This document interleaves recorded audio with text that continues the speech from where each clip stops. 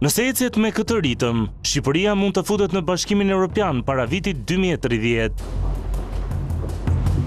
Nuk mund të kishte vigjilje më të mirë për samitin e Komunitetit Politik Evropian për kryeministrin Edi Rama, se kjo deklarat e presidentit të Këshillit Evropian, Antonio Costa. Ky i fundit u prit nga i pari i qeverisë në një takim një ditë përpara nisjes së samitit. Ne do të shikojmë dita ditës se çfarë po bën Shqipëria, pra arritjet e Shqipërisë dita ditës. Dhe sa po të kemi përfunduar procesin, në atë moment Shqipëria do të bëhet shtet anëtar i Bashkimit Evropian. Pse jo madje edhe më përpara? Pse jo përpara vitit 2030? Bashkimi Evropian ka hapur derën që të hyjmë në atë derë nëse ne bëjmë të gjitha ato që janë të shkruara dhe të përmbledhura në planin që kemi në tavolinë së bashku me Komisionin deri në fund të mesit të shtatës. Thank you, Antonio. Gracias. Costa nuk ishte i vetmi që pati një takim zyrtar me Edi Ramën, pasi edhe kryeministri i Britanisë së Madhe, Keir Starmer, ka folur në një konferencë për shtyp pas vizitës. Starmer vjen në Shqipëri pas fitimit të pushtetit në Britani. Marrëdhënie dypalshe me qeverinë e shkuar britanike të Rishi Sunak nuk ishin më të mirat e mundshme, sidomos pas deklaratave raciste të Suela Braverman për emigrantët shqiptar. What we discussed was the effectiveness of the arrangements. Ajo çfarë diskutuam ishte efektiviteti i atyre bashkëpunimeve që kemi bërë për këto 2-3 vite, që kanë çuar në uljen dramatike të shifrave, siç ju e përmendët, nga 12.000 me një ulje prej 94%. Po kështu diskutuam duke dalë nga takimi sot paradite se si të punojmë së bashku edhe për çështje të aktiviteteve të tjera kriminale ndërkufitare. Shqipëria do të pres ditën e nesërme, samitin e Komunitetit Politik Evropian, që do të zhvillohet për herë të parë në Tiranë. Liderët e kontinentit do të jenë të gjithë prezent në kryeqytetin ton, që i besohet organizimi një takimi me përmasa të tilla për garancia. Disa prej liderëve evropian kanë bërritur ditën e sotme, ndërsa samiti do të fillojë punë me pritjen e delegacioneve prej orës 10 të mëngjesit të kësaj të premte.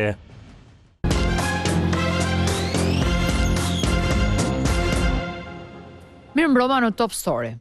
Ndërsa në qendrat e numërimit vijon sërish betejë e palëve, po tashmë më tepër e listave të hapura se sa e diskutimeve të mandateve që pothuajse janë kalcifikuar dhe dihet se ku qëndrojnë, në bulevardin kryesor të kryeqytetit shqiptar zhvillohej pritja e një samiti ndërkombëtar i cili ka qenë jo rrallë kryefjala e kryeministrit Rama, kur ai numëronte se kush ishin sukseset dhe avantazhet e tij për një mandat të katërt. Kemi qenë në këtë studio me Edi Ramën dhe i kam thënë, diferenca midis një vizite dhe një dokumenti njihet dhe duhet njihet nga një politikan i sërës tënde, pra i sërës së tij, për të kuptuar eficiencën e këtyre vizitave ose jo. Por, një samit i këtij niveli, pa diskutim që duhet të ketë vëmendjen jo thjeshtësisht për të raportuar, për të parë, por dhe për të kuptuar si i tillë. Për këtë arsye, Medveliu që do ta kem në lidhje të drejtë për drejtë, do më qartësoj dhe do të na qartësoj disa element në këtë orë të vonë. Meti nuk ndalon as pritja dhe përcjellja jote e mesazheve non-stop këto ditë. Mirëmbrëma, mirë se je në Top Story, po ashtu. Më thuaj gjërat e fundit se ke raportuar gjatë ditës. Je pothuaj se disa hapa ku do të zhvillohet samiti nesër. Ndoshta ti do të mundsosh ndonjë ekskluzive imazhi, se më tepër nuk mund të pretendojmë dhe kaq është shumë. Kush janë përgatitjet e fundit, cilat janë përgatitjet e fundit dhe cilat janë, le të themi, pikat e agjendës, sidomos ajo me kryeministrin britanik që është diskutuar më shumë. Grida, mirëmbrëma, le të bëjmë një panoramë asaj se çfarë do të ndodhi nesër në këtë samit të 6 të komunitetit politik europian, 51 lidera nga vendet anëtare të Bashkimit Evropian dhe nga vendet jo anëtare të Bashkimit Evropian do të mbërrinë në stendën që është ndërtuar pak më tutja, tje do të priten nga Kryeministri Edi Rama dhe më pas të gjithë së bashku një nga një do të mbërrinë këtu në ambientet e operës. Ky është një prej dy ambienteve ku do zhvillohet samiti dhe le ta futim pak top story brenda në këtë ambient të këtij samitit në pamundësi për të futur në shtëpinë e Europës, e cila është gati dhe do të hapet nesër. Kjo është ndalesa e parë të gjithë udhëheqësve që do marrin pjesë në samitin e nesërm. Dhe më pas ata do të mblidhen në sallën e operas, jo për të ndjekur një opera, por për të bashkëbiseduar me njëri tjetrin dhe rreth orës 11:40 minuta do t'i drejtohen shtëpisë Europës, ku do të mbahet edhe seanca plenare, e cila do të nisë me fjalën e kryeministrit Edi Rama e më pas me fjalën e disa kryeministrave të tjerë. Më pas sesioni do të jetë me dyert të mbyllura, do të ketë 3 tryeza për tema të ndryshme ku do të dominoj çështja e Ukrainës, edhe këto momente që flasim. Në Turqi janë duke u zhvilluar negociata për të arritur një armë pushimi i cili nuk po arrin kur, kështu që edhe ky samit do të ketë në fokus dhe do jetë çështja primare të gjithë kryeministrave europian, çështja e Ukrainës, aq më tepër që ata kanë edhe presidentin Zelenski në Tiranë. Pak a shumë kjo është panorama e asaj se çfarë pritet të ndodhë dje dhe do të finalizohet me një konferencë për shtyp në ora 18:30 mes kryeministrit Edi Rama dhe kryeministres së Finlandës, vendi i cili do të marrë edhe presidencën e rrallës të Bashkimit Evropian. Vjoj me agendën politike. Kryeministri Starmer, që është pika nevralgjike si një dokument i rëndësishëm nëse do të ketë shkëmbime. Pritet të ketë shkëmbime, ka pasur 2 marrëveshje sot të politikës jashtme dhe jo vetëm. Çfarë është diskutuar sa i përket fitimit, po flas në gjuhë pragmatiste, me vizitën e tij dhe nëse do të ketë shkëmbime sa i përket përfitimeve që merr Shqipëria nëse merr ndonjë kosto për agendën e emigrantëve. Krahas këtyre marrëveshjeve që ju përmendët, është nënshkruar edhe një marrëveshje e rëndësishme nga ministri i mbrojtjes zoti Vengu me ambasadorin e Britanisë së Madhe në Tiranë për sa i përket prodhimit të mjeteve të blinduara në Shqipëri me ndihmën e britanikëve. Ky është një aspekt. Por ai që është aspekti më i rëndësishëm dhe ajo që Starmer synonte të arrinte në këtë vizitë në Tiranë ishte mundësia e pasjes një qendre emigrantësh të ngjashme me atë të Melonit, por kur unë e pyeta kryeministrin Starmer dhe më pas kryeministrin Edi Rama për këtë çështje, zoti Starmer me elegancë e anashkaloi nëse ai kishte folur me Ramën për këtë çështje. Ndërsa vetë Rama ishte drejt për drejt kur tha që ne nuk do të kemi një qendër të dytë për britanikët, shpjegoi edhe një herë tjetër pse e bëri këtë marrëveshje me Melonin, ndërkohë menjëherë po të shikojmë mediat britanike, sidomos ato të cilat përkrahin Partinë Konservatore në Britaninë e Madhe, kanë quajtur një dështim këtë përpjekje të Starmer për të zgjidhur deri diku problemin e migracionit, një problem konstant pasi çdo ditë në Britaninë e Madhe mbërrin njerëz nëpërmjet gomoneve dhe një qendër e tillë në Shqipëri do t'i ndihmonte qeverinë britanike në këto kohë të vështira për sa i përket emigracionit si një formë parandaluese, jo se do ta zgjidhte problemin. Mirë Meti, unë të falenderoj për të gjithë ekspozen, për ekskluziven që na dhe në ambientet ku do të zhvillohet samiti.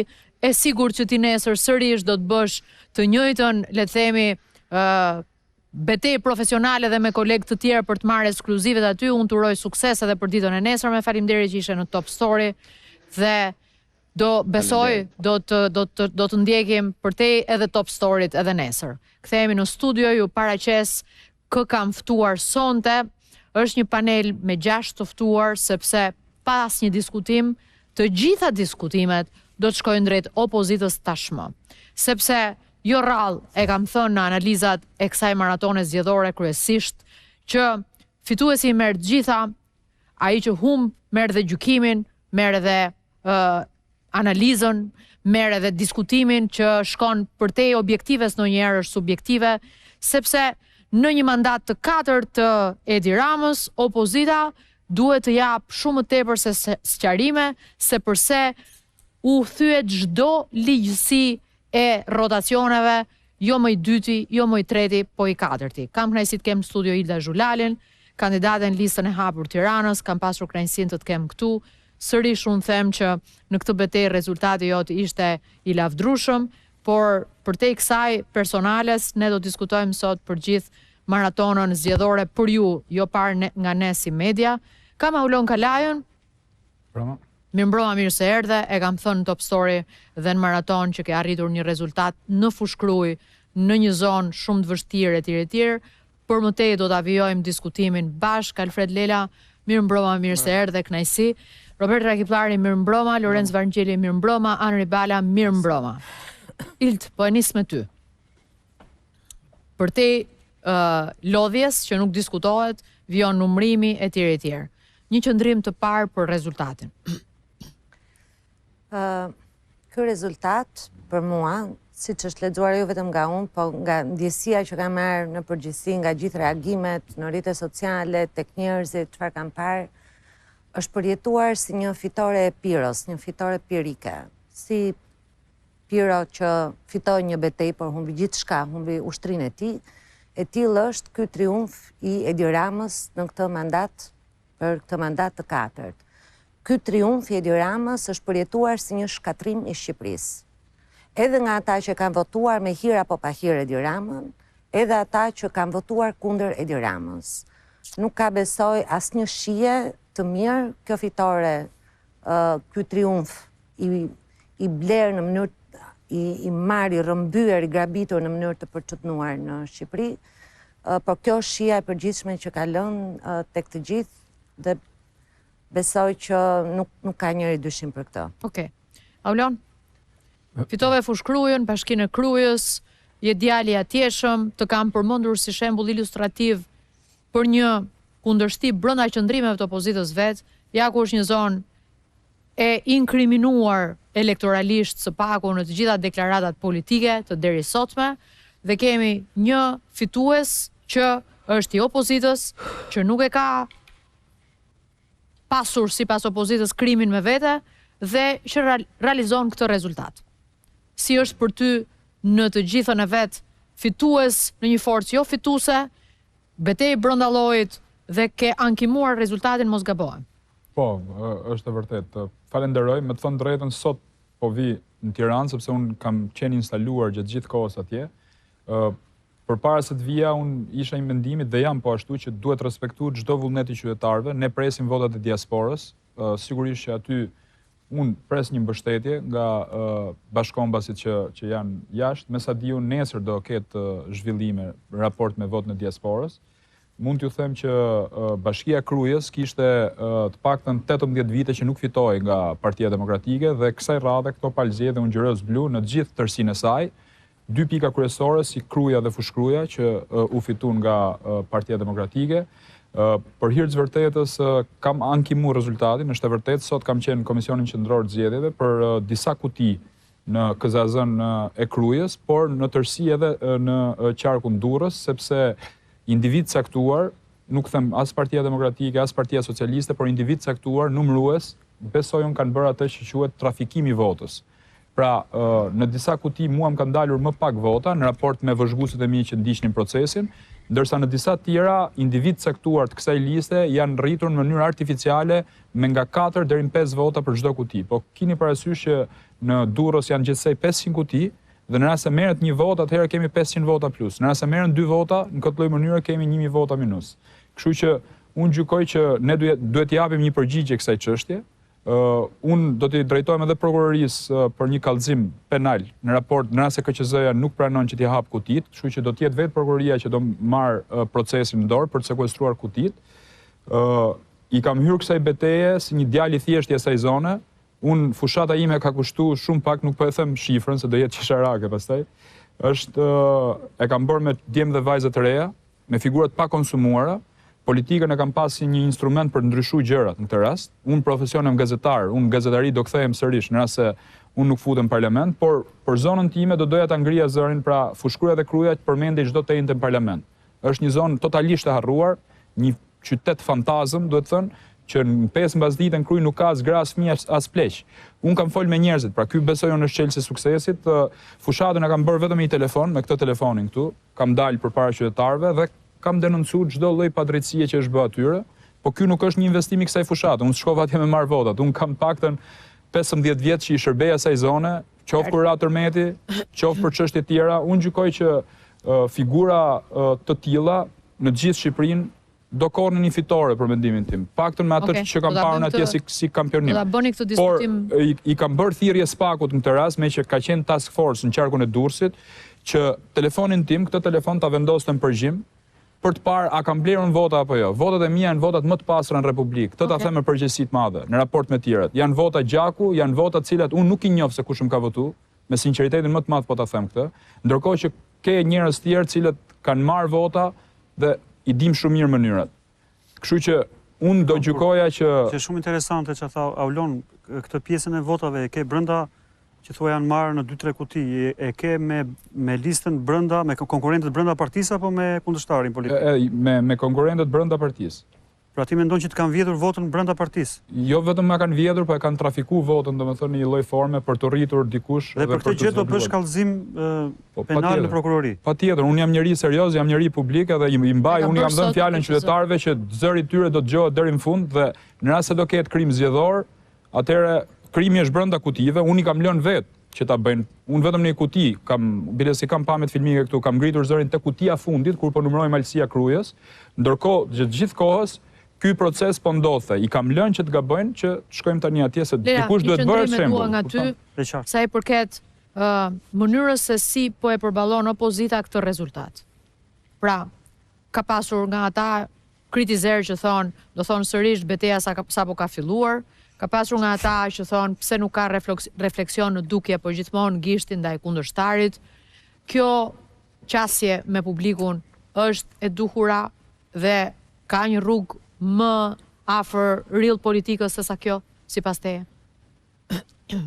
Shiko, unë mendoj që rrugët janë dy. Ose bëhesh vetë lajmi dhe unë këtë dalloj tek përpjekja për të thënë që statuti, Berisha, humbja, flamuri, njëri tjetri. Pra, po të bëhet lajm opozita, zhduket, fshihet, apo zhbëhet, apo nuk flitet për lajmin kryesor, i cili për mua, dhe do e thoja këtë edhe i shkputur nga gjaketa e personazhit që jam aktualisht, edhe po të ishim shtator në tetor, nëntor, do të thoja të njëjtën gjë, që lajmi këtu është pabarazia industriale në zgjedhje. Një fitore e industrializuar dhe patronazhuar në gjitha kuptimet. Shiko Grida, vetë rezultati flet për diçka që s'shkon. 83 mandate, një forcë që ka qenë në pushtet 12 vjet, e mbushur me skandale. Se po t'ishte Tony Blair në mandatin e tretë, unë do e kuptoja. Dhe do thoja, do rria sus, do thoja është një qeveri virtuoze, e mirë vendosur, në raport me interesin e qytetarit, si ekonomik, si kombëtar, si njërën si tjetrën, ka qenë në balë të propozimeve dhe të konkretizimeve, por nuk është ky rasti i kësaj qeverie. Atëherë ç'e shpjegon këtë rezultat? Pra, a ka qenë qeveria jon kaq e mirë, megjithmonë ka qenë kaq e mirë? Mund dal dikush do thotë që kjo qeveri ka qenë kaq e mirë sa 83 vota janë pak, duhet merrte 94. Nëse del dikush dhe thotë që kjo qeveri ka qenë kaq e mirë, unë nuk logjikoj më dhe tërhiqem. Pra, ne duhet të merremi me rezultatin dhe të dekodojmë këtë rezultat. Pas 12 vjetësh, skandale pafund, nuk zvoglohesh, rritesh, pra nuk jemi as në rastin kur ata shkojnë të 71-shi, nga 74, pra nuk ka sens që një qeveri qoftë konsumi estetik. Okej. Qoftë konsumi estetik, do ta kishte ulur disi këtë trajektoren e kurbën, e votave, mandateve, etj.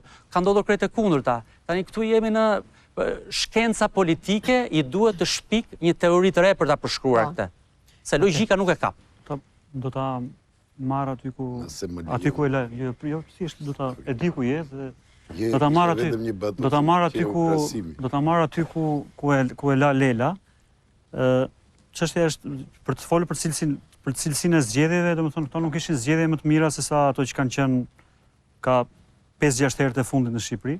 Dhe ky është një diskutim që edhe mund ta bëjmë, por në kushtet kur janë dy momente, në kushtet kur këtu në Shqipëri mbahet samiti politik i Evropës, kur shumica e liderëve europianë kanë uruar kryeministrin për fitoren, përfshirë dhe kryeministrin konservator, kancelarin konservator të Gjermanisë, atë të Anglisë, Italisë etj. Pra një fitore e certifikuar nga pikpamja e Europës. Pra ky është njëri fakt. Fakti i dytë, po ka rëndësi kjo se pastaj po nëse të themi që është një zgjedhje që nuk e njeh. Janë pjesë OSBE-s që i ka lënë ende me pikpyetje legjitimimin. Unë do ta sqaroj, pra prandaj po them, unë nuk jam me atë që them që këto janë zgjedhje, kjo është një fitore e madhe etj. Por ajo që thot Lela pastaj për 83 mandatet, kjo ka nevojë për një analizë të shkurtër. Pra 83 mandatet kanë analiza shumë e thjeshtë.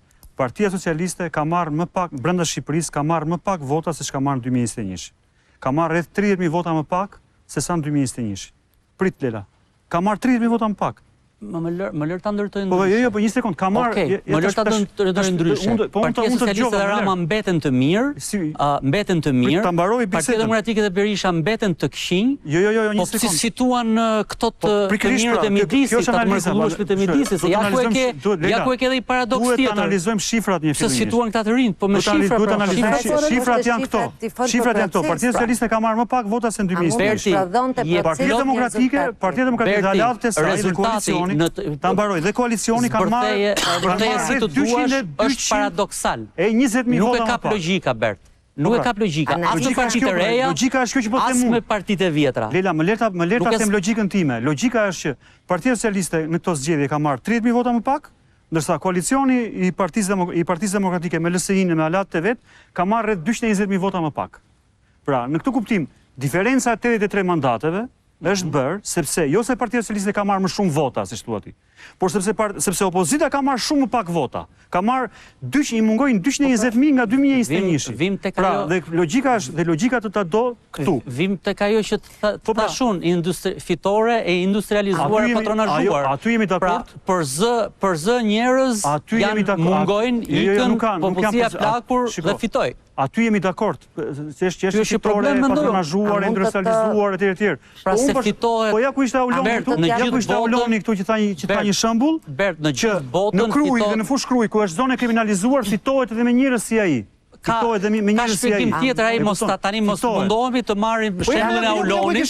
Jo, mos ta marrim shembullin e Aulonit tani. Shembullin që kanë vjedhur brenda vetes. Se nuk është shembullin që fitohet me njerëz si Auloni. Shembulli ilustron Aulonin, po jo gjithë Shqipërinë. Jo, marrin Tiranën atëre, marrin Tiranën, mos shkojmë në Shqipërinë. Marrin Tiranën. A do të shkojmë në Vorë? Jo, marrin Tiranën, edhe në Vorë shkojmë. E pe Vorën. Shkoj patjetër. Do të shkojmë Tiranë te njësia 5, që turreshin. Pse iklin ata Bert, drejtoresha të larta të kësaj administrate? Pse iklin 220.000 vota më pak? Si? Janë 220.000 vota më pak. Po kshu bën o Berti, po kshu bën 220.000, po kshu bën më Bert. Opozita, problemi ti thua se qeveria rritet. Po opozita pse ulet? Po opozita pse ulet opozita? Kshu bën ato votat. Pse ulet opozita? Sigurisht do ulet, patjetër, sepse opozita, Sali Berisha kishte premtim elektoral që se Sali Berisha kishte premtim, një fjali kam, e kishte premtim elektoral, do të fal gjobat dhe faturat e të pamundurve, pensionistët e tjerë. 2 ditë para zgjedhjeve, doli kryeministri dhe fali gjobat. Nuk dikona e vela. Diferenca është Partia Socialiste ka unë... Atëherë pse e bëri para zgjedhjeve, o Bert, nëse s'ndikon? Se bëri 2 ditë para ditës votimit, o Bert. Po ka pas 12 vjet, mo Bert. Ka as indikim. O Bert, ka pas 12 vjet. Këto histori kemi, këtë debate kemi... E kemi bërë debat 2021-shin, Sali Berisha ka thënë, po kjo nuk do bëka, vendosim Nenin Basha. Kjo s'bëka, po të gjitha u bëkan. Mos të bëhen, Bert, mos të bëhen. Çështja është në momentin që brenda opozitës. Unë mendoj që ti duhet të thush kundërt vëlla, si i ri me reputacion, si gazetar, do të thush që këto gjëra nuk bëhen. Pra kryeministri në shkelje të kodit nuk del dhe fal 10 milion euro gjoba në shkeljet ligjit dhe ligji nuk thot asgjë, as ligji as maliqi. Raporti i vëzhguesve i por ligji merret me Kristianin me dy porta. Dëgjojmë gjë pak e fundit. Raporti i vëzhguesve të Odirit, raporti i vëzhguesve të Odirit, Kristian mos luaj me dy porta. Partia në pushtet ka marrë avantazhe në garë. Por nuk thoshte asnjë fjalë, nuk thoshte për parregullsi, nuk thoshte për deformim vote, nuk thoshte asnjë nga këto. Dhe prandaj këtu, ne flasim pastaj për autokraci që mbështet gjysmën e Evropës. Po nuk e pam situatën siç është. Lutem se ti nuk mundet që të flasësh, ti flet vetëm për rezultatin, pa folur për procesin. Le të flasim pak për procesin. Ne u futëm, janë 4 procese që flasim mo. Flasim për 2017, flasim për 2021 dhe nuk ka një reflektim dhe shkojmë marrim gjithë më pak. Baroj. Pra, ne kemi shumë bukur e nisë me fjalin, ne kemi 4 procese që vërejmë të njëjtat probleme, që mbeten të parregulluara. Pra, në të 4 proceset, ti futesh e para me një sistem që favorizon partinë pushtet. E dyta futesh me një hartë elektorale, hartë territoriale që favorizon partinë në pushtet. Tani kësaj i fusim dhe gjitha manipulimet ose parregullësit që janë konstatuar dhe më përpara në raportet e Odirit, që përshin një minutë, si blerjen e votës, përdorimin e administratës, ndërhyrjen e krimit në zgjedhje, një minutë pra, ndërhyrjen e krimit në zgjedhje. Të gjitha këto mbeten çështje që nuk janë adresuar. Tani, pavarësisht këtyre, ne jemi futur në garë. Atë që tha OSB Odiri, tha që kjo garë ishte pa barabartë. Çfarë do thotë kjo? T'ja shpjegojmë dhe njerëzve që ta kuptojnë. Është ti të futemi në 100 metrësh tani, bashk, dhe ti t'jesh me motor, unë t'jem me vrap. Po çfarë do lloj gjë që të bëj unë, ti më ndro mua, shko merr ringjallë dhe njërë Carl Lewis nga e para, Ben Johnson, këtë duash ti, po nuk do ta kaloj do ty me motor. Se ti je me motor dhe ti i destinuar që vetëm të fitosh. Kjo është logjika e asaj që po themi ne. Pra, sistemi një dhe të gjitha parregullësit përfshirë çështje shumë të rënda, nuk janë çështje teknike kjo.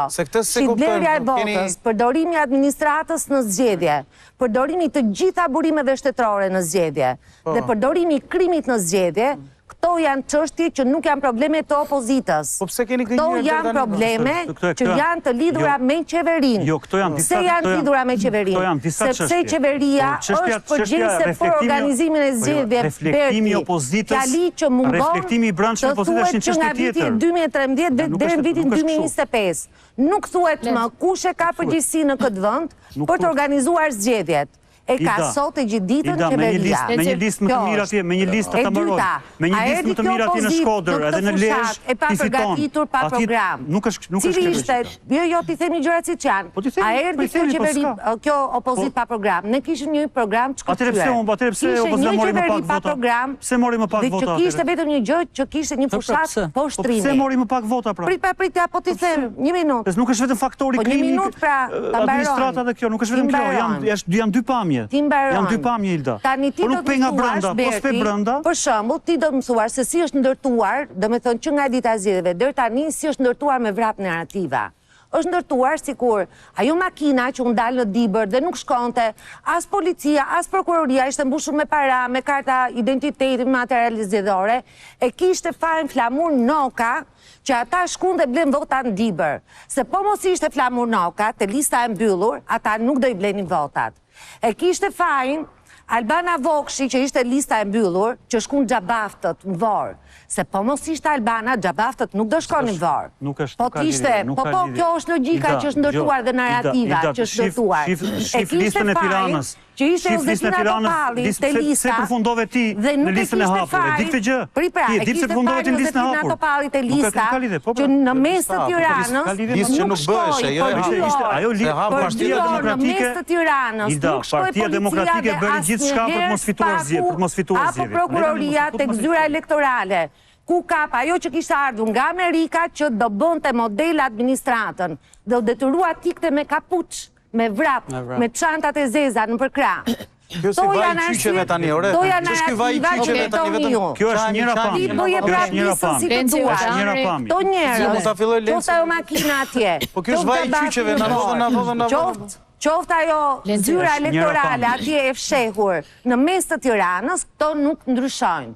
Dhe këto do të prodhojnë të njëjtin rezultat. Kështu që gjërat tuajnë si të janë, dhe këtu pastaj që këtu, basi të pranosh këto, hajde flasim për rezultatin.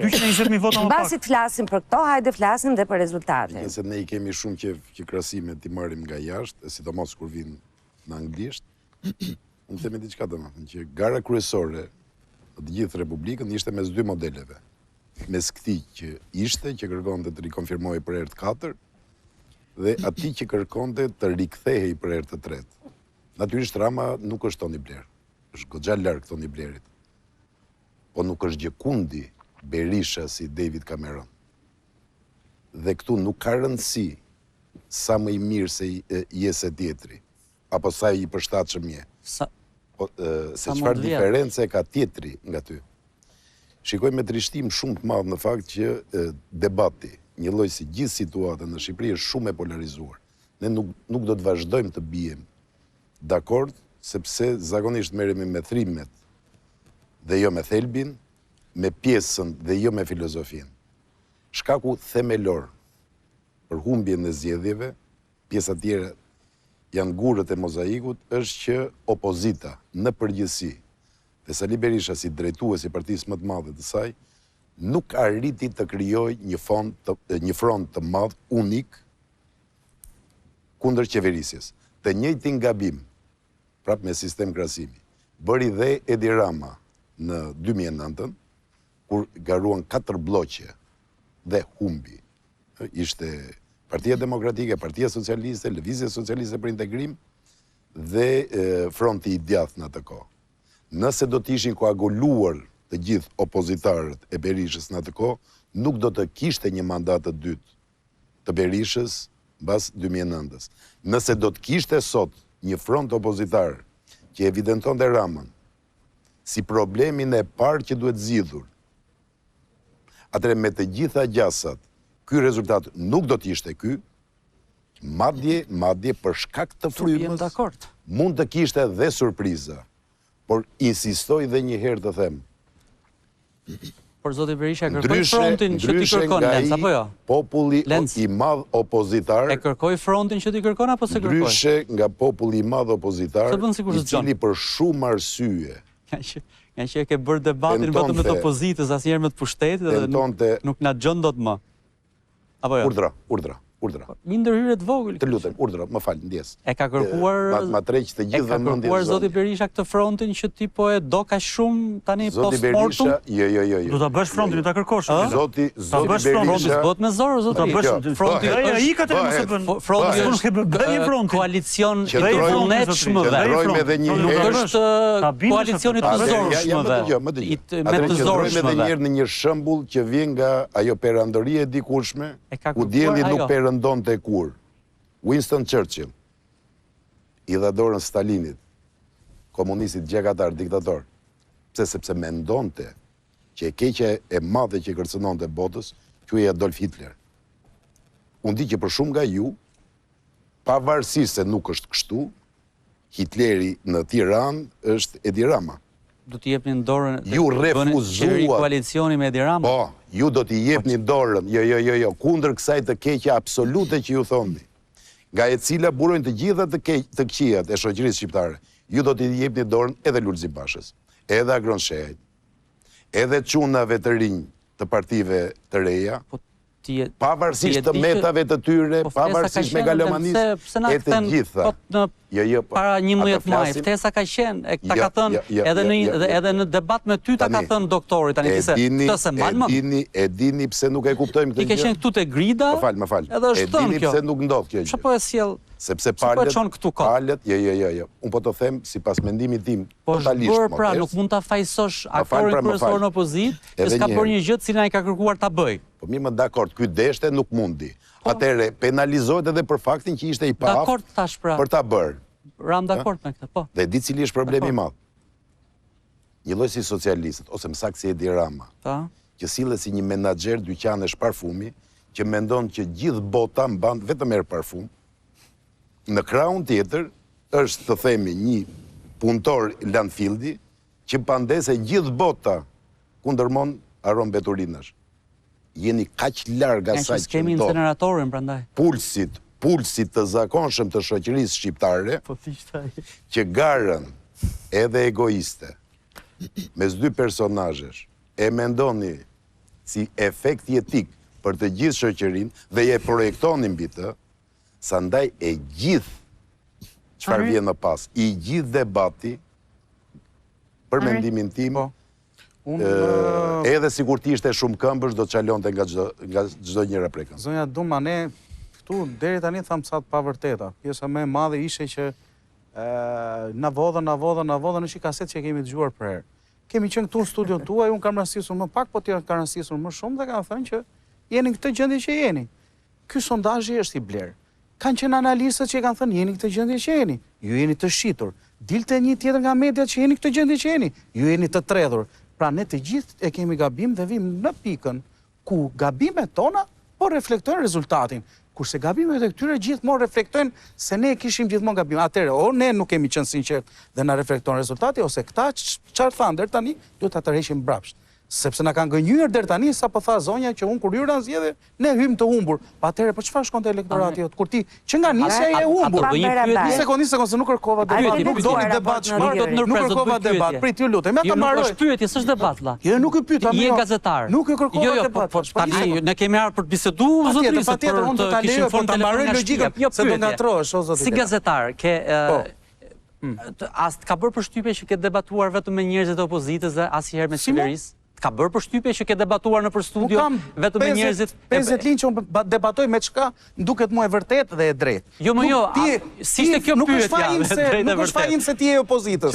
Po të më sjellësh Ramën, debatoj me Ramën. Mos u hidh nga deka në dek tani se nuk shkon. Atë ka bërë përshtypje si gazetar që në gjithë këto vitet e fundit ke pas përballë njerëz të opozitës. Kam 20 vjet unë zotëri. Ke mediat e bera nga Rama. Kam 20 vjet që kam bërë debat dhe kam gjithë mediat e bera nga Rama. 4 të fundit?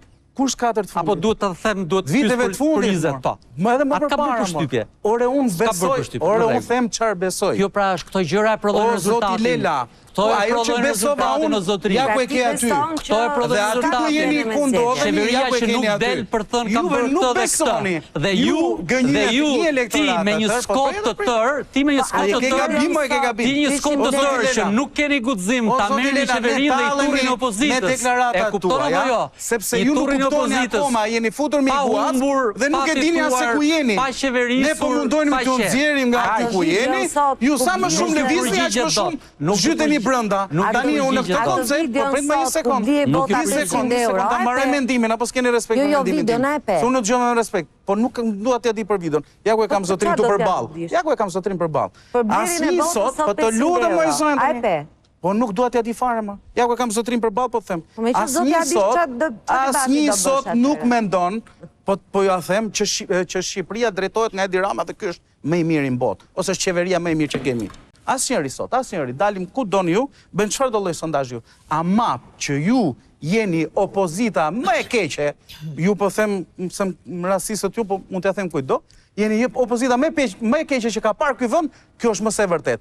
E thon prit për tani lutem. Kur ka qenë opozita e mirë që ka parë? Ka 4 variante, po prit më për ta marrë. Kur ka qenë Basha në krye? Po të njëjtën gjë ka thënë Basha më mirë se kjo ka qenë. Po të njëjtën gjë. Më mirë se kjo. Po të njëjtën gjë mor zotëri ka thënë. Jo mor zotëri ka thënë ka qenë e keqe. Kjo është më e keqe. Patologjia jote antiopozitare nuk shpjegon opozitën, shpjegon ty. Po pse që kam patologjia jote antiopozitare nuk shpjegon opozitën i dashur, shpjegon ty. Sepse një njerëz që ka të njëjtin patologji kundër opozitës, kur ka kryetar Eduard Selamin, Tritan Shehun, Lul Bashën, Sali Berishën, atëherë ai nuk je opozita për mua. Opozita është nisma Shqipëria bëhet. Opozita është prandaj edhe se si dha votën. Se si dha votën. Se i lat me votën unë jam i vot. Se si lat me 1000 vota. Opozita është Endri Shabani, opozita është Agron Shea. Nuk keni monopol opozitës. Ju keni hyrë të humni. Turp e madhe hipokritësh. Dhe për turpin tuaj nuk e keni pranuar qytetarëve. Atë ligjin, një sekondë më zotëri, një sekondë. Po lere se kam tonalitet më të lartë se joti. Nuk më bivendosesh dot. Vetëm më dëgjoj me respekt.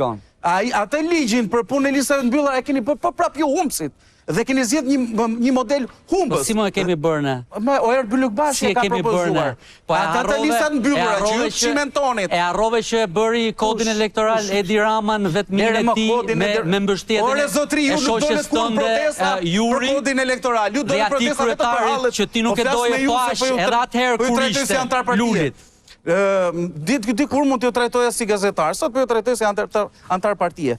Ato të gjithë, një sekund. Si do që t'jesh patologjik mbetesh. Pa tjetër, s'ka problem, po nuk mërzitem. Ti më trajto Po nuk mërzitem, më ja ku e kam rezultatin atje. Asu s'mërzitem, ta tash. Po mirë pra, dhe po ato 800.000 veta e mendoj si unë. Po ti nuk mërzitesh. Ata 807 e mendoj si unë dhe kjo s'ka asnjë gjë të keqe. Ti hyn tek ata që je me hajdutin me kriminalin, sigurisht s'mërzitesh. Ti çaj hallin se ka ta ndis. Ore, shenja patologjisë. Ore, ç'është patologjia? Ti çaj hallin për kalorsin. Patologjia të mos jesh sensitiv.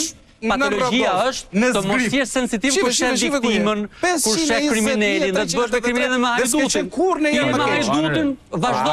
Po lërë me hajdutin. Kjo është patologjia. Patologjikët s'kan bryrë.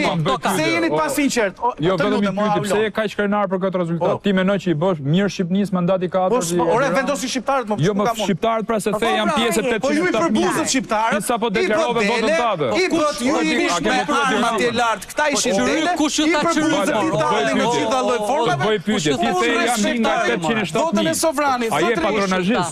Deve, je patronazhist, çfarë je? E the vetën që ke votuar Edi Ramën. Neli Basha e bën vetëm për Bashën apo e bën dhe për Berishën? Për shembull për agjendën e Neli Basha e bën për Bashën, a keni këllçe? A keni guxim ti thoni atij zotrisë? Largo. A keni ju si parti, jo si personalisht? Nuk e kam. Jo mos e po vi vendoseni. A ke votuar për Partinë Socialiste? Ke votuar për Partinë Socialiste apo jo? Unë? Po. Votoj këtë dua unë. Jo më po them se the jam nga 807.000. Kam votuar Partinë Socialiste. Po mirë për shumë mirë të që ta dim. Atëherë ti je krenar që me sudë tjetër kam thënë nisma thurje. Me sudë tjetër do thëja Gronshe. Shumë mirë, thuaj çfarë duhesh burr. Domethënë ti je thjesht patronazhist, çfarë po më thua? Jam si duash ti. Mirë pra, që ta mbaroj. Çfarë xhaketë do të veshun? Jo, vish çfarë xhaketë duash. Çfarë mase je? Tani, ti thu që kjo gjë që ka ndodhur në Shqipëri është gjë e mirë apo? Shumë e mirë është për shqiptarët. Ka fituar Rama. Sepse nuk ka votuar Ramën. Po ti ke marrë në qendrim për shembull. Se ti je gazetar apo jo? Ai je gazetar. Po, gazetar. Ke marrë në qendrim opozitë. Gazetaria duhet të jetë në oponent. Ke marrë në qendrim për kryetarin për Neni Basha. Ti thosh sot largo. Do ta them unë, gazetaria duhet të jetë në oponent me qeverinë. Ti je po I bë freskë Edi Ramës apo? Po shumë rëndë për ti po duar troket, ti po kalon në revansh, je euforik. Shqyr që ka fituar Edi Rama marsh nga ditët tona. A je interesit apo? Unë jam një vot, mund të kisha votuar. Ora një vot pra I vot shumë mirë, po ti ke votuar Ramën dhe nuk mund të vish na bësh hosana për Edi Ramën, a më kupton? Se nuk është gjë e mirë kjo që I kanë në Shqipëri, sa e kupton? Thash veç çfarë xhakete do ti? Po them që kam votuar Ramën. Çfarë do të bësh për këtë? Ose ka probleme Doli argumenti nëse regjia ma jep në lidhje të drejtë për drejtë Elda Mengën në Parkun Olimpik që ka pretendime nga opozita për disa shqyrtime të kutisë së diasporës mos gabohem. Për pak do ta kem Eldon. Rakipllari. Po. Do me thënë, Polens. Ke vota e diasporës, mund të shtojmë sepse elementet janë shumë. Unë tentova pak më parë të thosha thelbin, arsyen kryesore të rezultatit. Po vota e diasporës, meqense ju e përmendet, është thënë vazhdimisht është përsëritur dhe gati është bindur gjithkush, pavarësisht se për mua nuk është e vërtet, ka nikur 1 milion shqiptar të terrorizuar nga qeverisja e socialistëve në këto 12 vjet. A është e vërtet që ka nik zoti Vangjeli? Pyetje. Me shifra janë 400.000. 400.000. Pra ti besot censusit që kanë nxjerrë ta që janë 2.400.000 shqiptar? Natyrisht I besoj. I beson. Nuk kam asnjë instrument tjetër të besoj. Ne kemi dhënë alternative që brenda instatit janë bë manipulime dhe në Shqipëri nuk jetojnë 2.400.000 banor. E para. Tu kemi të bëjmë jo vetëm një ndërhyrje, se mpreke domethënë te tema që unë kam ndjek me shumë precedent. Këtu kemi të bëjmë me agjend për shpopullimin e Shqipërisë. Kjo që I ka ndodhur Shqipërisë është hemorragjia më e madhe. Në 1939 kemi qenë kaq banor sa jemi tani. Dhe kjo plag duket ato numrat aty. Shiko, lidhja ato vota, se nuk e kundërvotuan qeverinë ata. Jo, këto do dal ta them. Jo, do ta maj qendrim për ata. Po ti ke marrë në qendrim për shpopullimin personalisht? Po. Për agjendën e shpopullimit, cili është qendrimi? Po, për agjendë kështu, sepse mendoj krejt ndryshe, sepse nuk kam syze. Këta po ikin, se çka kemi ne që kemi syze, ja po I heq syze apo s'ka problem. Partijake. Ti heq syze. Pse çdo më thon partijake? Jam më objektiv besoj. Ti objektiv? Po ças një çast. Si edhe herë ti objektiv? objektiv që s'ke thoni fjalë që shqiptarët po shpërgulen nga Shqipëria, ky është objektiviteti yt, ky është. Më jep numrin e telefonit të tani. Ora ti jap çdo lloj numri, unë kam pasur ti je njëri publik. Ju thoni është lëvizje lirë. Ju dhe Edi Rama thoni që kjo është lëvizje lirë, që ikin kroatët, polakët dhe slovenët. Jo zotëri, kjo është agjendë pastër për shpëbullimin e Shqipërisë. Dhe në rast se ti nuk ke qendrim për këtë, besoj këtë. Si ta besoj? Po kjo është e vërteta më zotëri, ja ku e ke. Shikoj ekranin, shikoj sa shqiptar kanë mbetur. Demokratët thjesht shpërngulët. Shikoj sa shqiptar kanë mbetur. Dhe fakti që ti nuk ke qendrim për memorandumin e Vaso Çubrilovicit, si t'ja unëzim jetën shqiptarë. Si ti shpërngulin shqiptarët nga Shqipëria. Po ta them unë. Po ta them unë. Si t'ja unëzim jetën shqiptarëve për me ndërtu këtë inxhinierim politike që ka bërë ky, se kjo nuk është gjë tjetër vetëm se inxhinieri politike. A di sa është administrata sot, zoti Vangjeli? O Vangjeli, jo po ta them për administrata. Ja do ta them unë pra, kur Partia Demokratike ra nga pushteti në 2013, ndoshta edhe më drejt me 1 milion vota, administrata ishte 83.000 njerëz. Fal pra ta mbaroj logjikën. Ka qenë një sekond, sa ka qenë administrata? 165.000. Ka qenë 165.000 kohën e PD-s. A di sa është tani administrata? 185. Sa? 222.000 njerëz që marrin rroga nga shteti. Ke njerëz që marrin 4-5 rroga. 225.000, jo ke drejtë se nuk janë njerëz, janë 225.000 rroga. Pra 225.000 rroga her 3 veta, ja ku e kemi atë rezultatin aty. Dhe mund vjet shumë keq se ne duhet të vëmë Shqipërinë para partisë. Zoti Vangjeli duhet të vëmë Shqipërinë para partisë. Jo, është shumë e rëndësishme kjo. Fakti që ti nuk ke qendrim për agjendën e shpopullimit të Shqipërisë, kjo mund ngre dyshime shumë të mëdha. Duhet vendosë Shqipërinë para partisë. Mbaj dyshimet se po do t'i mbaj dyshimet, se s'ke fol asnjëherë për këtë çështje. Do të siguroj që e ke gabim, do bindesh që kam pasur qëndrim, dhe do bindesh edhe të më kërkosh ndjes pasaj, për pa më mëndin tënde. Një sekund. Kam Elda Mengo në lidhje drejt për drejt. Lenci, nuk mund të ndërpres lidhjen e drejt për drejt për të mbaruar logjikën se e keni studion këtu. Elda, jenë parkun olimpik. Cilat janë pretendimet e opozitës në këto momente? Në këto momente në fakt janë hapur kutitë e Durrësit dhe Partia Demokratike pretendon se ka përrregullsi sa i takon hapjes së zarfave, të cilët nuk përkojnë me barkodet e duara. Ndërkohë, Partia Demokratike po vëzhgon nga pranë gjithë procesin e numërimit të votave në Parkun Olimpik. Jemi drejt përfundimit në fakt të kutive ose më saktë të zarfeve të ardhura nga 57 shtete, ndërkohë sa i takon Greqisë, ende nuk kemi një vendimarrje finale pasi komisioneri Cilibashi ka thirrur një mbledhje për nesër në orën 9:30, duke qenë se sot përfundon edhe gjithë procesi i numërimit të zarfave të tjerë për të vendosur mënyrën se si do hapen zarfet e Greqisë, me të cilat të paktën disa nga partitë pretendente për një mandat apo për ndryshimin e konfigurimit të hartës elektorale pretendojnë që të mund të përmbysin edhe rezultatën në disa qarqe. Në fakt, në Fier, Nisma Shqipëria bëhet, pretendon t'i marrë mandatin e 12 Partisë Socialiste, deri tani Nisma Shqipëria bëhet ka një trend rritës me 10% të votave në fakt në Fier, dhe nëse e mban këtë trend, i duhet një grusht votash të paktën nga projekcionet e tyre të brendshme që t'i rrëmbej mandatin Partisë Socialiste. E po ashtu ka në Tiranë një garë të fortë mes Partisë Mundësia dhe Partisë Demokratike.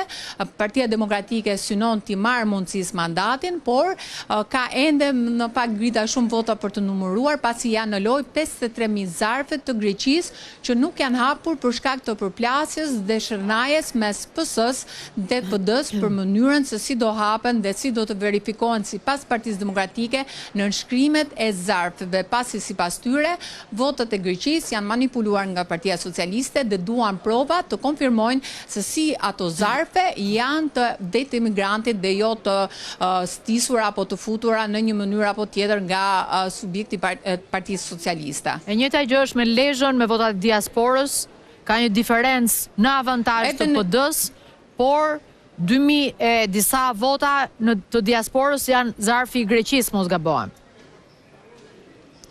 Po, që mund të ndryshojë sërish rezultat. Partisë Socialiste është Po, pretendimi i partisë ose synimi i Partisë Socialiste është që më votat e Greqisë të mund të bëjnë një rokat në mandatin e Lezhës. Në fakt projeksionet janë të hapura, janë interesante për të parë se cilës forcë do i shkojnë më shumë votat të Greqisë, pasi janë rreth 53.000 dhe një numër i konsiderueshëm për të ndikuar të paktën në ato qarqe ku mund të ketë një diferencë të ngushtë në trendin e rritjes të një partie politike. Në 4 qarqe është, po.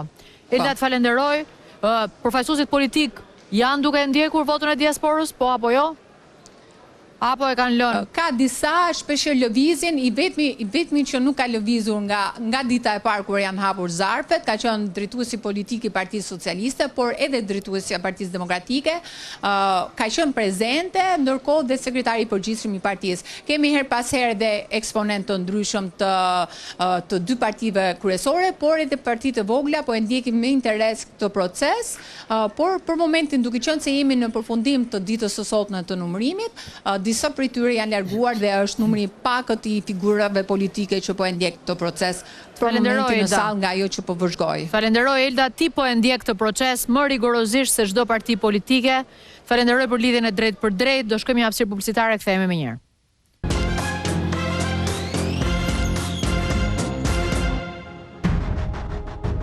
Kur betejën me kundërshtarin e kanë fituar, socialistët kanë nisur një garë më të edhshme, atë brenda llojit. Lufta më e fortë po zhvillohet në Tiranë mes Xhemal Qefaliajt dhe Ornaldo Rakipit, të cilët po përpiqen të ruajnë me çdo kusht, çdo votë të tyre, duke shkuar edhe në incidente si ai që ndodhi në KZAZ në Kashar, ku vëzhguesit socialist të kandidatit Ornaldo Rakipi goditën me krusht kreun e KZAZ-s për një flet votimi.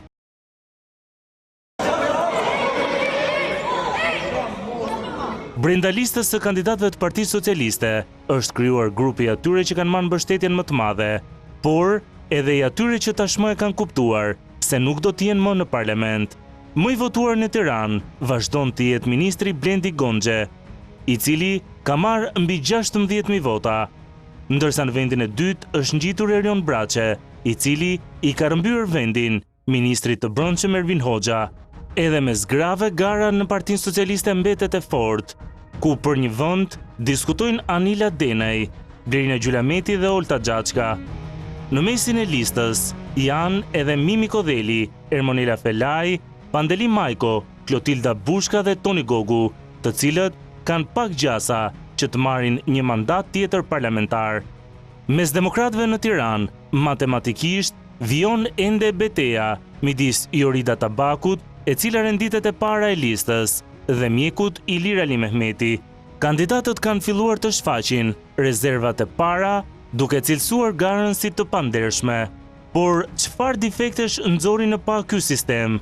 Cilat do të jenë pretendimet e kandidatëve deri në fund? A do të jetë diaspora që do të vendos për ndonjë prej mandateve parlamentare?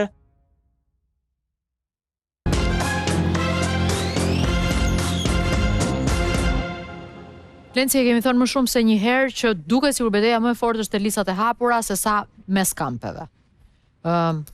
Luftë titanësh mund kishte thënë do kush me ironi, por në fakt duket që ata që janë faktorë në terren për një arsye apo për një tjetër janë duke bërë listën dhe luftën më tegër.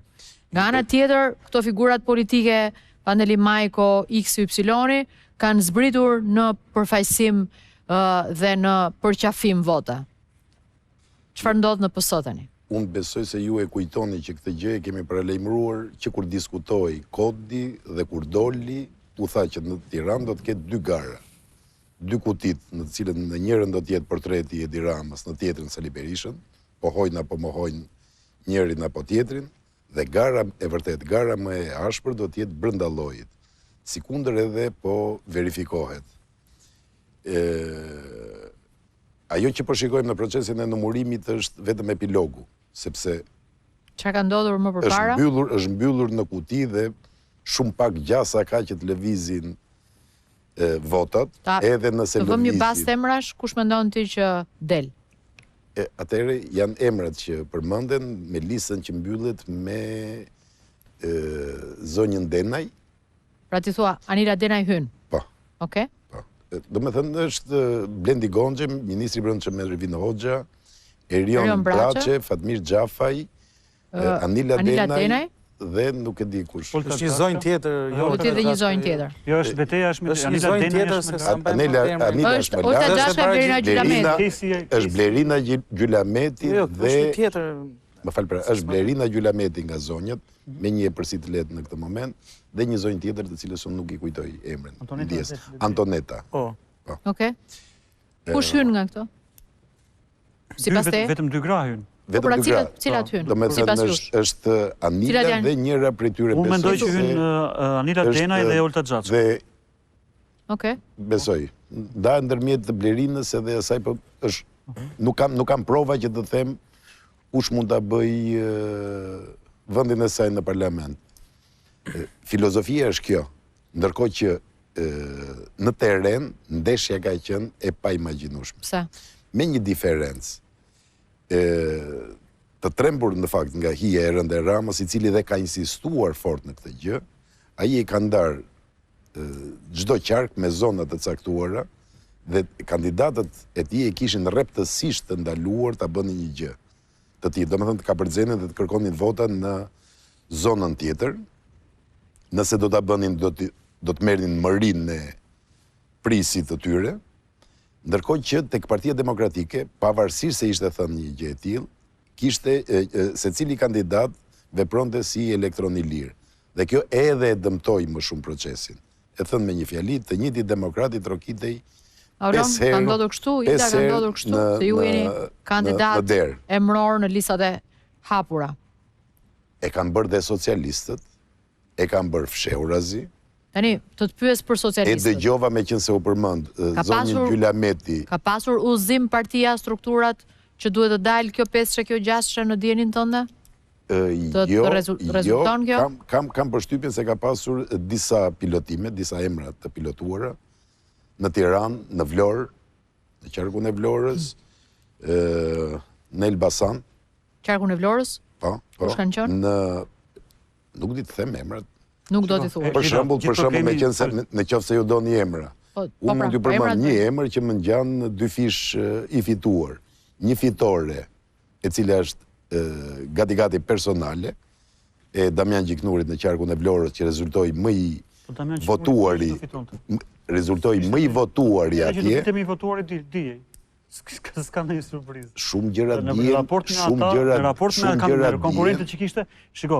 Tani unë po të them, ka pasur në qarkun e Vlorës ka pasur kjo lista e Tiranës me emra të përveçëm. Lorenz, kjo lista e Tiranës e Partisë Socialiste kryesisht tregon një gjë, tregon një anomali që kanë këto zgjedhje. Fakti është që Partia Socialiste sot ka 83 mandate, pra ka më shumë se çka pas ndonjëherë gjatë këtyre kohëve, ka përshtypje më shumë se në 97-ën, sepse aty ishte me koalicion. Dhe një pjesë e madhe e elitës së partisë ose e figurave të njohura të kësaj partie do të jenë jashtë parlamentit. Pra është po dhe ndoshta e ka ardhur koha, një argument. Nuk është e ka ardhur koha, problemi është anomalia e gjës, nuk është çështja se e ka ardhur koha. Pse? Problemi qëndron se nuk është kjo çështja.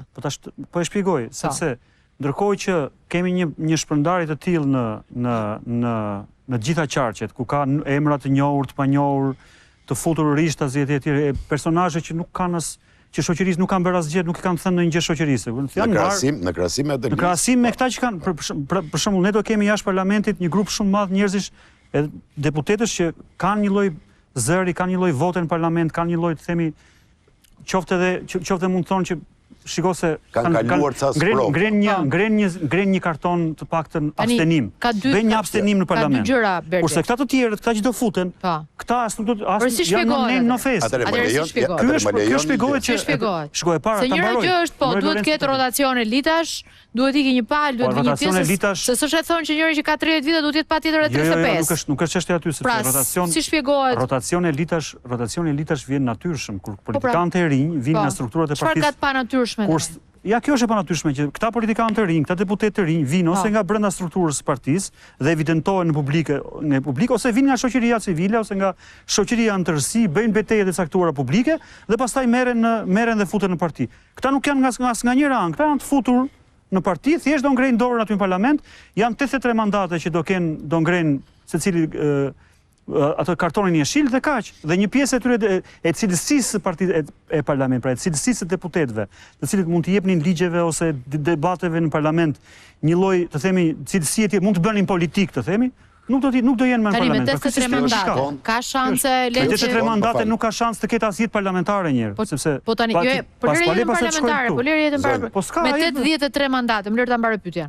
83 mandate, me këto super fuqi që ka kryetari i Partisë Socialiste dhe kryeministri i vendit, ka shanse që edhe ata që janë politikan karriere të harxojnë kuotat e veta që të bëjnë politikanin? Jo, nuk që ta mërzisin sikon e njëshit? Në komisionet parlamentare, në diskutimin parlamentare, në që se ka diskutimin politike, do kishim një mundësi të kishim një cilësi më të madhe. Pra cilësia e verbit. Jo, edhe politik bërjes, jo vetëm e verbit. Shiko, politik bërja është e kundërshton se kundërshton, Berti. Politik bërja pastaj që thot lideri më bëj këtë të realizueshme dhe më bëj bukur, unë nuk e di pastaj nëse është më mirë për shoqërinë që atë që thot lideri për keq, të kesh një grup me 10 veta që din ta bëjnë mirë dhe të na e shesin si të mirë, apo është më mirë që ajo që është e keqe, se ka kërkuar lideri suprem, do të kishte thënë opozita, ata që s'din ta bëjnë mirë të shfaqet dhe e keqe.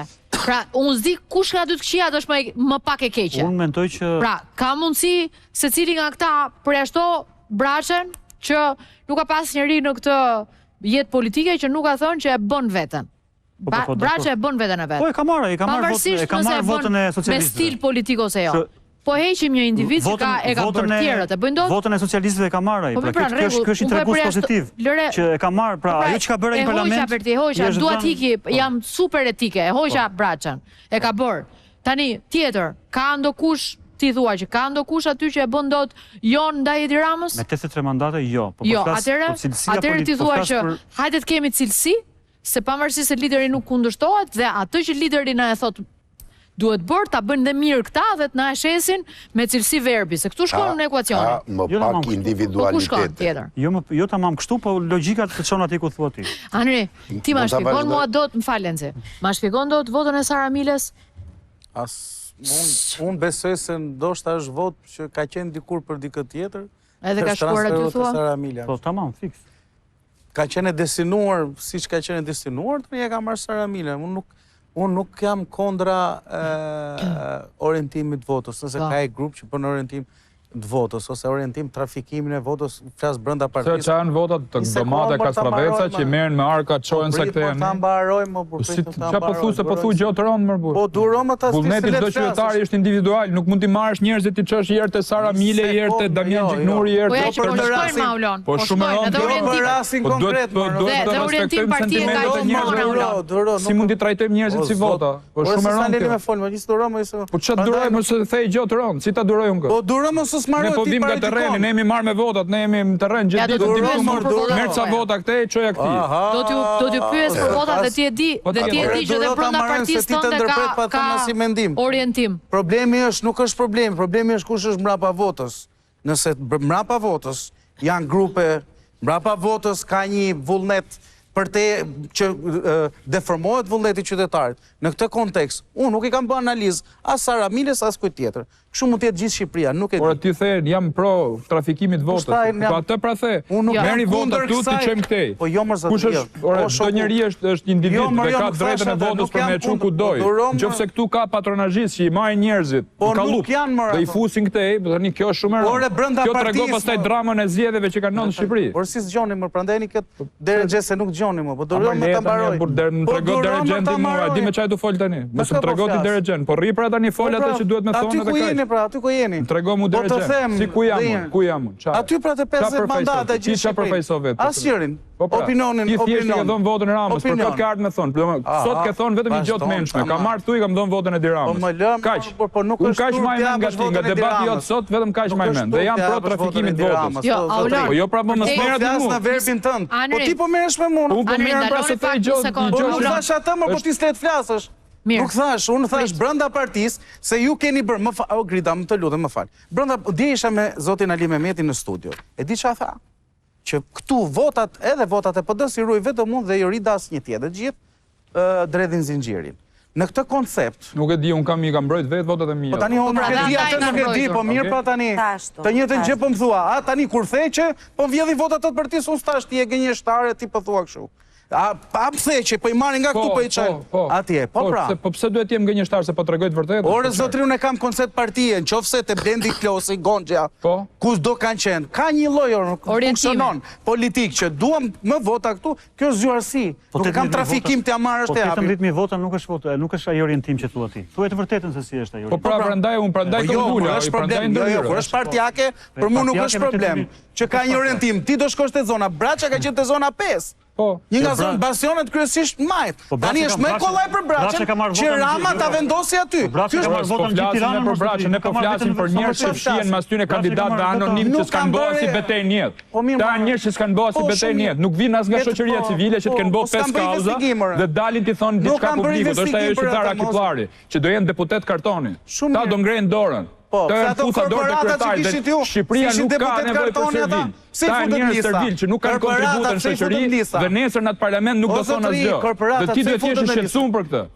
Duhet të jesh I shqetësuar pra. Por zotri unë jam një vot, unë them një mendim. Po le një vot, se nuk mund ta relativizosh tani jam një vot. Duhet marr qendrime publike nëpër studio. Po pra po mbaj qendrime. Po pra po për mua, nëse kryetari vendos Braçën te njësia 5. Se ai e mendon se po flasim për Braçën, jo, po flasim për emra të tjerë. Sa njeh nga këto emra? Thash përgjigje për Sara. Sa njeh nga këto emra? Le Sara se Sara u bota Belçitje, shif të tjerët. Sa njeh nga këta njerëz?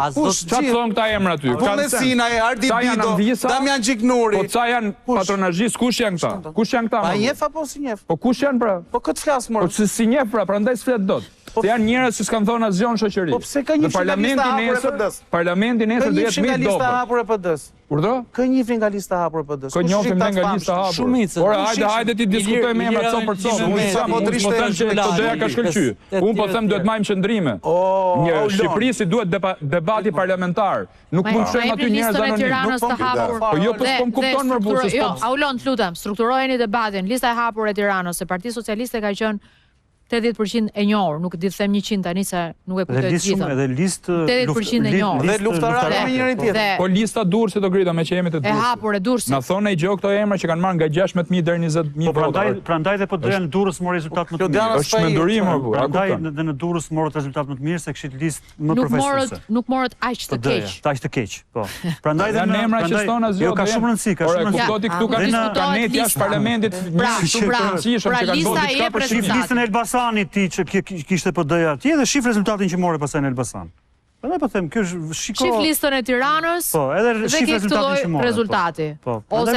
Ose shif listën e Lezhës, do vazhdojmë me mbrojtjen. Domethënë ne duhet jemi shumë naiv për me pranu këtë. Ne duhet pranojmë kush janë njerëzit që mbështesin këta mbrapa. Jemi shumë sipërfaqësor në analizë besoj. M'fal. Ne shiko Auloni, ne ke emra aty. Unë kam qenë vetë numrin dhe kam pa. Ata komisionerët e Partisë Socialiste nuk I njihshin. Pra, kanë votuar ca njerëz çuditshëm, por cilët nuk I njohin. Po flet për Durrës tani. Po për Durrës. Po njerëz janë. Pra, prandaj shkonin konkretësi. Prit pra, jo me konkretësi, pra kjo është ideja. Pra, kuptojmë që janë njerëz cilët kanë votuar dhe aty kur u përmendën mbiemri se e ke parasysh vazhdon ajo logjika, Kalaja, Balla, ky. Gjithë habitën, ora nga është ky. Njëri thonë është nga Malësia Krujës, tjetri thotë është nga Roshbulli, nuk u merr të vesh se kush janë këta. Pra, kjo është lista dhe ne, në rast se do të jemi sipërfaqësor, ne hajde të themi tani që shiko se këta janë njerëz që kanë kontribute të tjera. Ne duhet të themi që kush fshihet pas tyre njerëzve. Kjo është shumë e rëndësishme. Konkretisht për kë? Për I e hoqëm Sara Milen e folëm. Tani Mila, tani nuk e di ti këto. Ti je gazetar. Po jo më ma thua, a je profesionist, a merresh me lajmin çdo ditë. Nuk e di ti kush janë sentimentet e këtyre njerëzve dhe kush fshihet pas tyre? Cilin po pra? A mund të Ka qenë gjithë ministra. Dakor, tërhiqem më qenë drejtor, nuk I di. Ka qenë ministra drejtor. Jo, shif emrat e tjerë. Po cilën? Tani. Nën kryetar bashkie. Unë mendoj që bashkiak, kryebashkiak. Edhe nga përvoja që ne patëm, përvoja e parë që ne patëm në këtë garë, unë mendoj që ky eksperiment që u bë kësaj here ishte më tepër për të qitur një iluzion të rrem, sesa për të prodhuar diçka që do të sillte një ndryshim cilësor në politikën shqiptare apo në parlamentin shqiptar. Pse I them këto? Për shembull, çfarë kam vënë re gjatë fushatës? Kam vënë re që qoftë në perceptimin publik, qoftë në mënyrën se si e kanë trajtuar mediat, qoftë në mënyrën se si është bërë fushat nga individët, ka humbur sensi I partisë, si përfaqësimit. Çfarë përfaqëson ti? Pra partia është copëzuar në individ të vegjël Dhe kjo e ka kthyer gati çdo individ si partin vete. Pyeteshin për shembull kandidatët gjatë fushatës që për çfarë qëndron ti, duke u përpjekur gati me forcë që ta shkëpusin nga përfaqësimi brenda partisë ku ai qëndronte. Gati duke i kërkuar sikur të kishte një program vetjak, gjë që s'mund ta sjelli asnjë individ. Edhe tjetra, prish kohezionin, mendoj unë, edhe brenda një force politike, që është shumë i rëndësishëm, por ajo që është më rrezikshme se çdo gjë është rreziku i klientelizmit dhe kapjes. Në qoftë se sot kapja erdhi me emrin e një vajze tre dhe unë ndiej shumë keqardhje që ka ardhur në këtë formë, se është një njollë pa merituar qoftë edhe për gratë dhe vajzat në këtë vend patriarkal, ku gratë dhe vajzat duhet shkëlqeni si një model tjetër, po fatkeqësisht ky sistem na tregoi kapjen nga grupe të rrezikshme kriminale të një vajze të re. Dhe kjo është e tmerrshme. Po nesër, sa të tillë mund të kesh në parlament, ty mund të të kapet gjysma e parlamentit ashtu. Që kjo mbetet e gjitha Ilda, patjetër një akuzë politike, të cilën unë nuk e di nëse PD-ja në Elbasan ka mundur ta dokumentoj ose jo. A ka ndonjë provë për këtë gjë? Se kjo është pyetja. Do dalin gjëra që po, ne kemi thënë shumë gjëra që e kanë... Fjalën e PD-s ke një shkrim të Birnit, lexoj një shkrim të Birnit, ju çojnë se shumë nga gjërat që ne kemi thënë, PD-ja nuk thotë në vërtetë, por ndoshta kanë provuar veten vërteta. Se ka qenë miqësor me PD-n, mund ta ketë thënë. Dhe një gjë tjetër, po aq e rëndësishme mendoj unë, që ka treguar kjo fushat, po që do të tregoj dhe në të ardhmen në parlamentin e ri, është që e shkëput çdo deputet nga një zonë elektorate, pra nga elektorati në tërësi. Se ti duhet të jesh gjithkund, kjo do thotë që ti nuk je askund. Për shembull, unë garova për qarkun e Tiranës. Po sa mund të mbuloj unë nga qarku Tiranës? Se qarku Tiranë fillon Rogozhin, Kavaj, Vor, Kamës dhe gjithë Tirana. Ku jam unë? Unë kam marrë për shembull një votë të shpërndarë në gjithë qarkun, në gjithë Tiranën. Kjo do thotë që unë nuk jam e lidhur me asnjë zonë në Tiranë dhe nuk jam përgjegjëse ndaj asnjë elektorati specifik në Tiranë, se këtë ka prodhuar ky sistem. Duhet të ishte lista e mbyllur e gjitha, Ilda. Si? Ju po thonin që duhet të ishte gjithë lista e mbyllur. Unë po tregoj të vërtetën e asaj që është, ju nuk lidhni të thuash gjërat që ti konstaton në realitet. Kto janë të vërtetat. Nesër pas nesër. Pra, nga lista e deputetëve që do dalin, ti nuk e di kush deputeti përgjigjet kësaj zone, kush do dali që të flasi për ata. Po do t'i rishpërndaj partia, do t'i qojnë në përgjësi. Dhe jo vetëm ata që fituan do t'i qojnë të 14 një sit, 16 një sit e Tiranës, 17. Të gjitha këto votat, krijojnë automatikisht edhe një ndjenjë, mendoj unë, që janë të shkëputur nga partia, ose që qëndrojnë mbi partinë. Që nuk e di se sa e vërtet mund t'jetë kjo pastaj, apo që janë këta më të kotuarit brenda partisë. Pra, krijon çarje automatikisht edhe perceptime të gabuara që nuk të përputhen me realitetin. Por, ajo që për mua, rreziku më i madh që vjen në një mjedis si ky yni, me këto probleme kaq të rënda, dhe ku mbizotron, mund ta themi mafia, se kur e kanë thënë italianët do ta themi dhe ne, një vend ku mbizotron mafia, rrezikon që të kapet parlamenti nga mafia dhe çdo gjë tjetër pastaj përmbyset. Dhe më thonë, Berti, që themi ne në këtë studio 8-6, jo dhe rezultat aq i keq për Durrësin, 21.000 vota i mungojnë vetëm në Bashkinë Durrës Partisë Demokratike. Jo dhe aq i keq, i mungojnë në raport me vetveten, është diskutim. Duke menduar që janë 220.000, kur janë 220.000 më pak se sa në 2021, do të thotë edhe Durrësi do mbajë peshën e vet. Po, por nuk është pesha si e Tiranës, për shembull.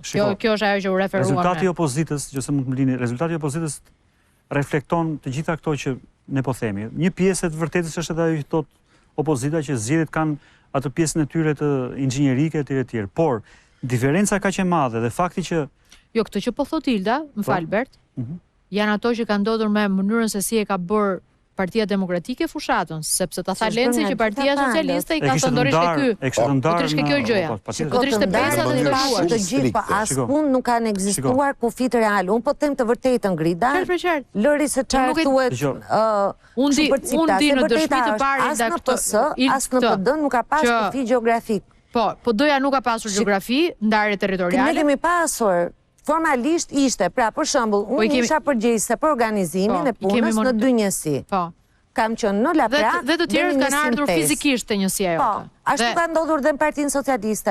Kam parë. Partinë Socialiste i kemi monitoruar, nuk kanë arritur dot të shkojnë. Po tani braçë zënë dhe publikisht me të tjerë me kandidatë të tjerë ka ndodhur. Shiko, kjo ndodhi javën e parë, Rama i jep ultimatum, ata fizikisht nuk janë parë. Telefona kanë bërë, i kemi monitoruar mjaftueshëm. Po jo të kenë shkuar aty fushat, ka njëri të bëj. Shiko, e rëndësishme, logjika do të them diçka nisa një arsyetim të lutem. Logjika është kjo që do ta marrim më përpara, pavarësisht thash këtyre gjërave që këta shumë prej gjërave ekzistojnë për cilësinë e zgjedhjeve në Shqipëri, dhe nuk është hera e parë që flasim. Problemi qëndron është tjetër, do ta marrim që përpara se fillonte fushata, dhe këta e din shumë mirë këtë gjë, që shumë kandidatë të Partisë Demokratike nuk donin të ishin në listën e mbyllur, sepse në listën e hapur, sepse pritshmëria për të fituar për te mandate poshtë listës së mbyllur ishte shumë e ulët. Pra u bë gjithaj debat, gjitha deputet. S'ka lidhje me të që po është shumë e rëndësishme, është ti dish, problemi është po të kishte marrë më shumë mandate. Për atë që prodhon një gjë që është sistem. Kjo nuk ka lidhje vetëm me një palëzgjedhje, Berti. Shiko, ti ke marrë 13 mandate në Ti ke marrë 13 mandate në Tiranë. Ne diskutimin kryesor kemi parë për sistemin. Dhe aty tani bëhet betejë e madhe, vetëm për të futur një person. Ky është problemi. Që duhet rregullu, dhe kjo është një pjesë tjetër. Ne një gjë që nuk shkon, i shtojmë dhe një gjë tjetër që nuk shkon. Dhe s'pas kemi drejt flasim për këto për shkak të rezultatit. Ti e thesh, më fal një sekondë. Jo, po Ilda, thash po themi një gjë tjetër. Ajo që the ti ishin shumë të sakta dhe Partia Demokratike ka pasur atë problem dhe nga krau tjetër ka qenë pak më e disiplinuar, po ka qenë ky problem. Unë parimisht nuk jam dakord me ty që lista të gjitha e mbyllur do ta ketë fuqinë kryetari i partisë për të vënë të gjithë kandidatët. Pra parimisht nuk jam dakord. Por nëse ky sistem duhet të jetë oj gjithë i hapur pastaj, pra ose të jetë gjithë i mbyllur. Dhe ky që thon, edhe ky që pra logjika është që gjysma e mbyllur, gjysma e hapur ka probleme. Unë po flas për rezultatin.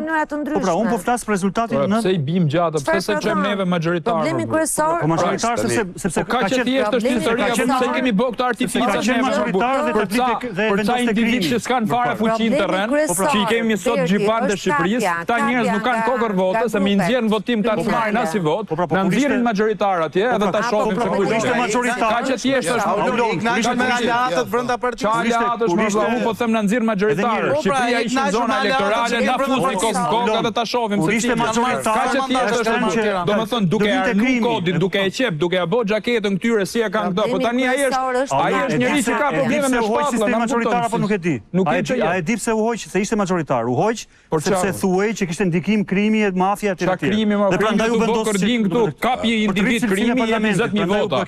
Ajo nuk e kuptoi vetë sepse i ka marrë 20000 vota. Pra kjo është situata në Shqipëri, se po flasim për pronjë psiqik. Ne na duhet i sistemi inershëm. Sistemi është kokë në kokë, kaq e thjeshtë. Po sistemi është për dy palët, mor zotrin, nuk është për ty. Sistemi është për dy palët, nuk është sistemi arsye sepse PD-ja ka humbur zgjedhjen. Po po them për PD, unë po flas për një kod që do i bënte ner çdo individi dhe do e merrte vesh pse i ka marrë këto vota. Tu ke njerëz që se dim se i kanë marrë votat, pra është si palët. Po të hynte do ishte ajo, do ishte edhe në sistem majoritar ajo Saran. Ila të merrte aq vota.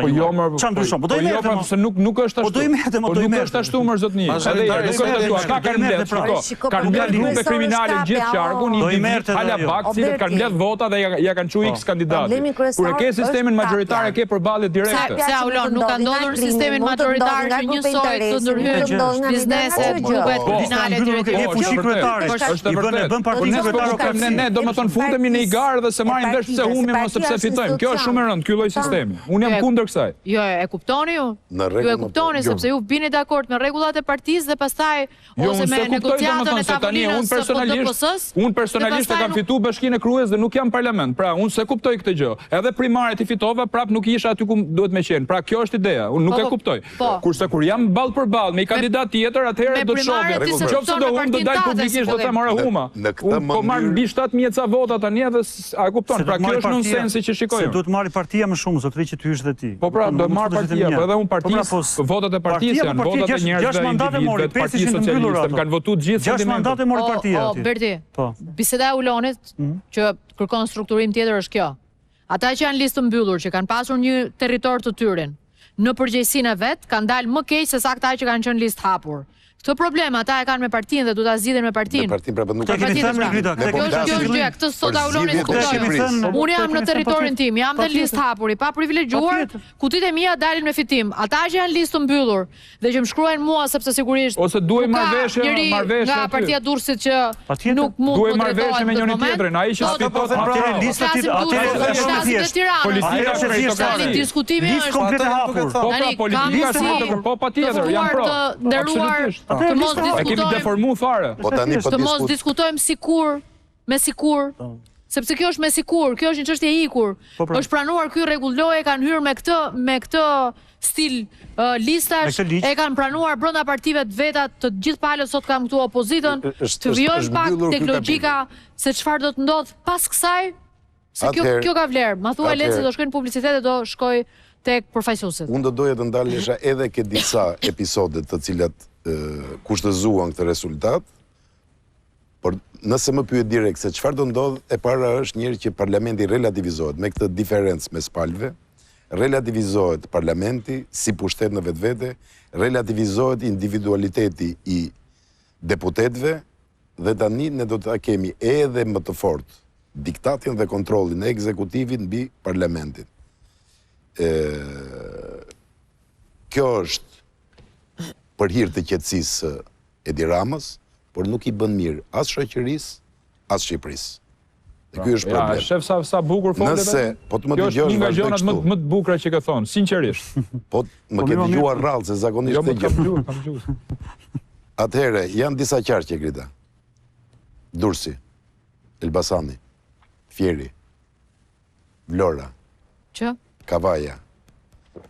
Ju ka bërë përshtypje që palët nuk para e kam përmendur shumë këtë ndikimin e krimit si faktor jo elektoral.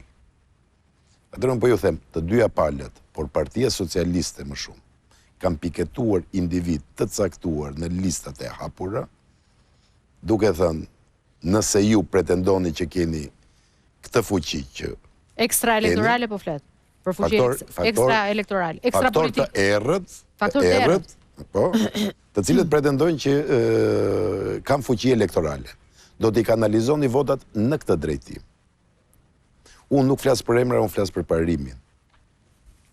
Tash shumë më shumë Partia Socialiste, më pak Demokratët, sepse të dyja palët kanë akses në një histori të tillë.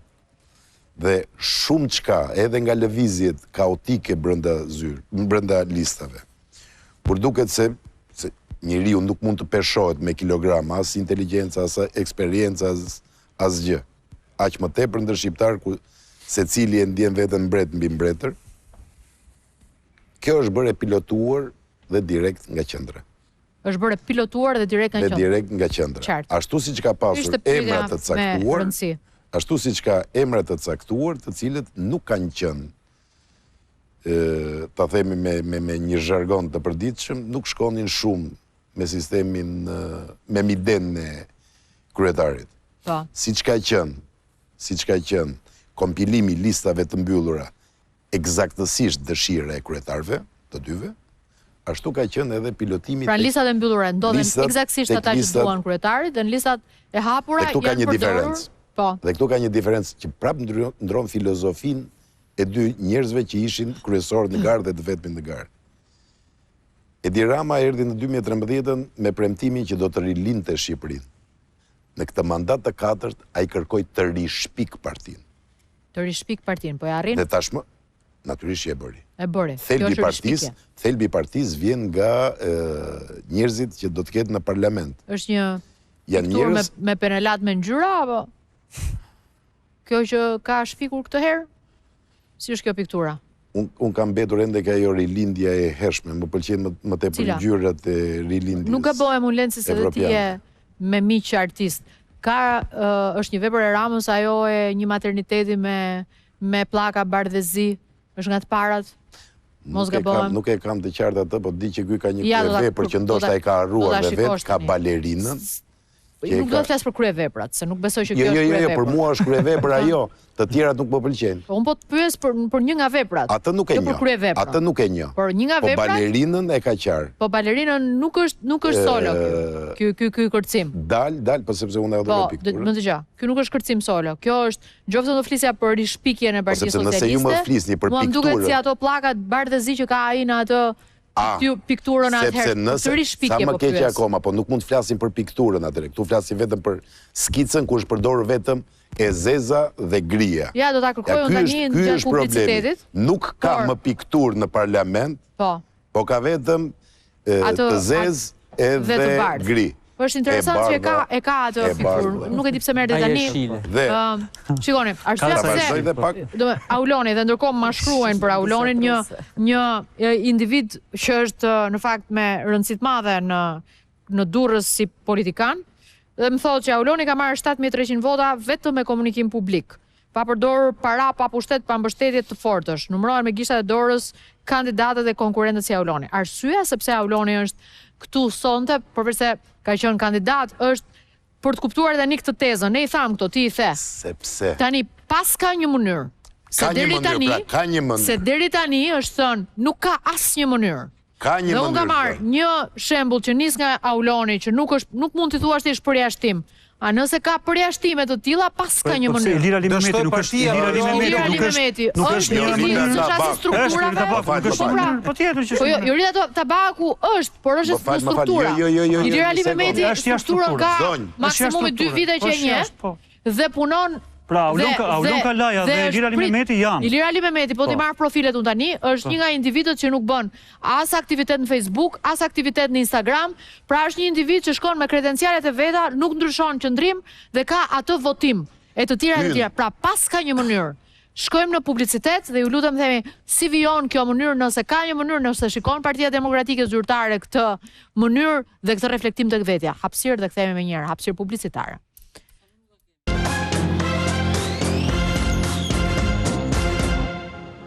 Jemi në minutat e fundit, opozita do mbetet përsëri diskutimi si do zhvillohet debati për atë që do duhet ishte më e fuqishme opozita.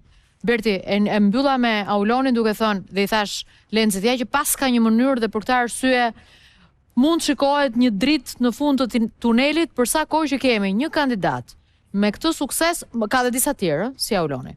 Me këtë sukses që ja del në një zonë që vetë PD-ja e ka denoncuar si zonë të krimit elektoral me fuqi të mëdha.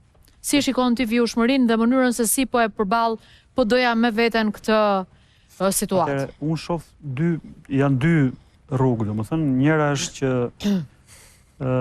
Partia Demokratike duhet ta shohë këtë rezultat, duhet ta lexojë këtë rezultat, pra në kuptimin e qoftë të një mënyre të përballjes me kundërshtarin, po qoftë edhe të parit të gjërave brenda vetes vet.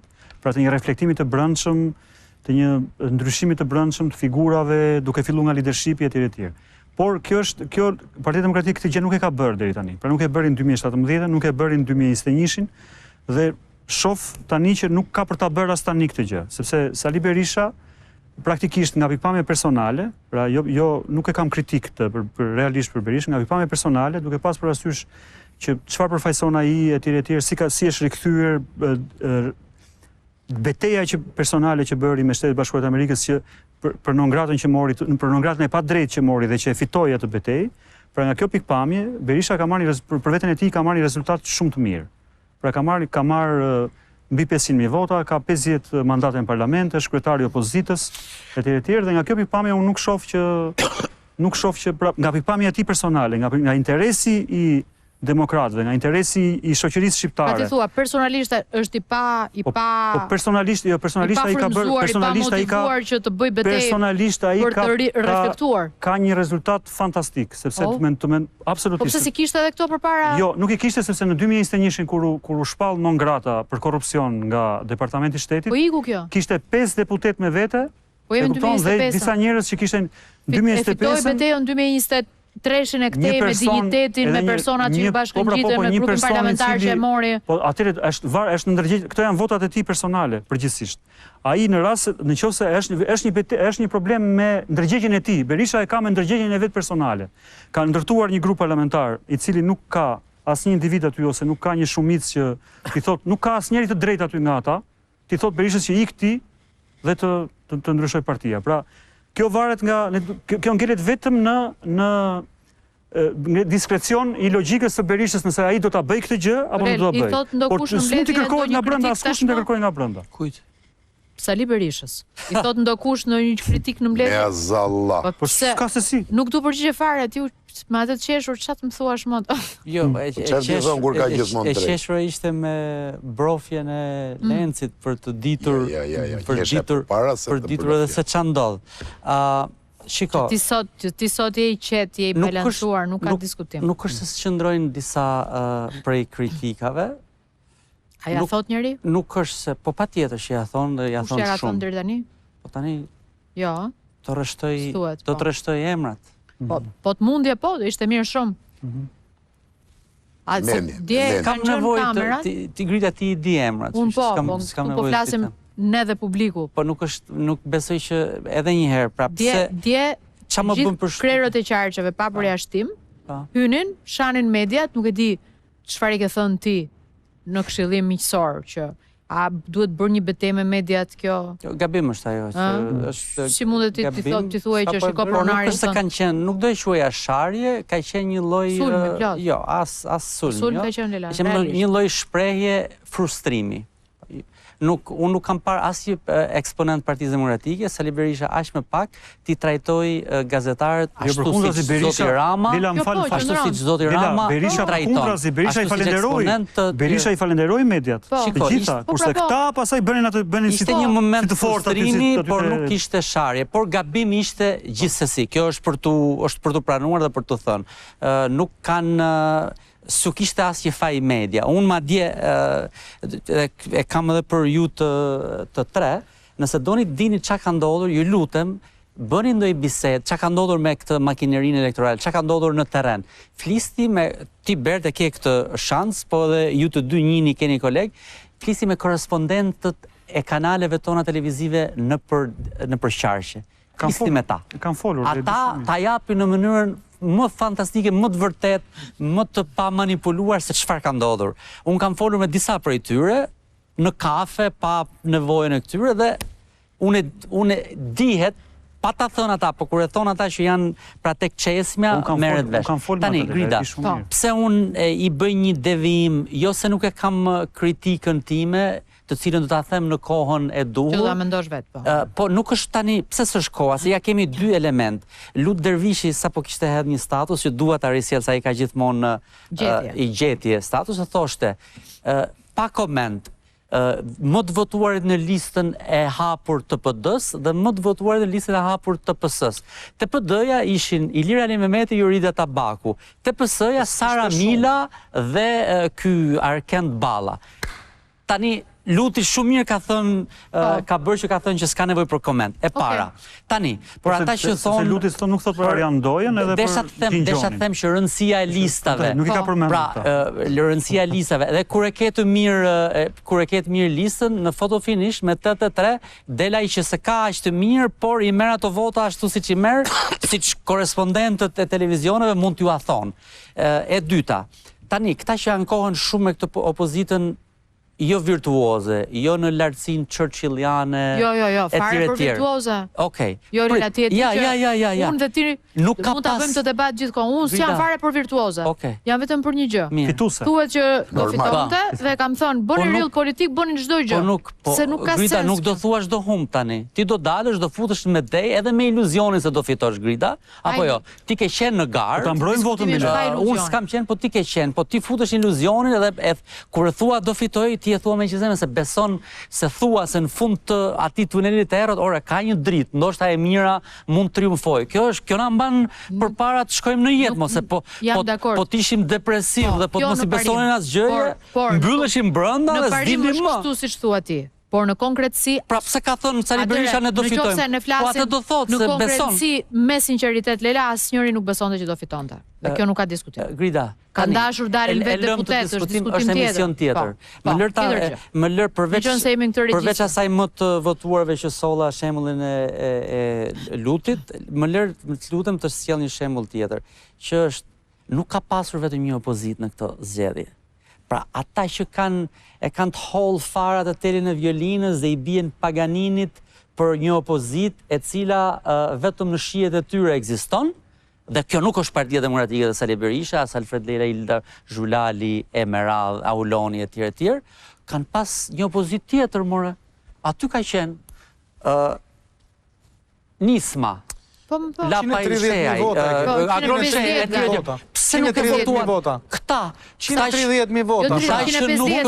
Jo më jo ta bënin fituese, jo më zotëri ta bënin fituese. Jo, 60, po si jo tani. Këto janë kështu mo, këto të jap një byrek dhe kos. Ja ku e ke zotin Kalaja. Ore, këto një mandat është byrek. O zotëri. Jorita Tabaku dhe Aulon Kalaja kanë qenë gjithmonë kontrapedali i gjithë zgjedhjeve të PD-s. Mos u tregoj pandershëm intelektualisht. Mos u tregoj pandershëm intelektualisht. Pse? Sepse një mandat deputeti është byrek me kos. Apo jo? Si ato të Elbasani. Tani, jo, prit.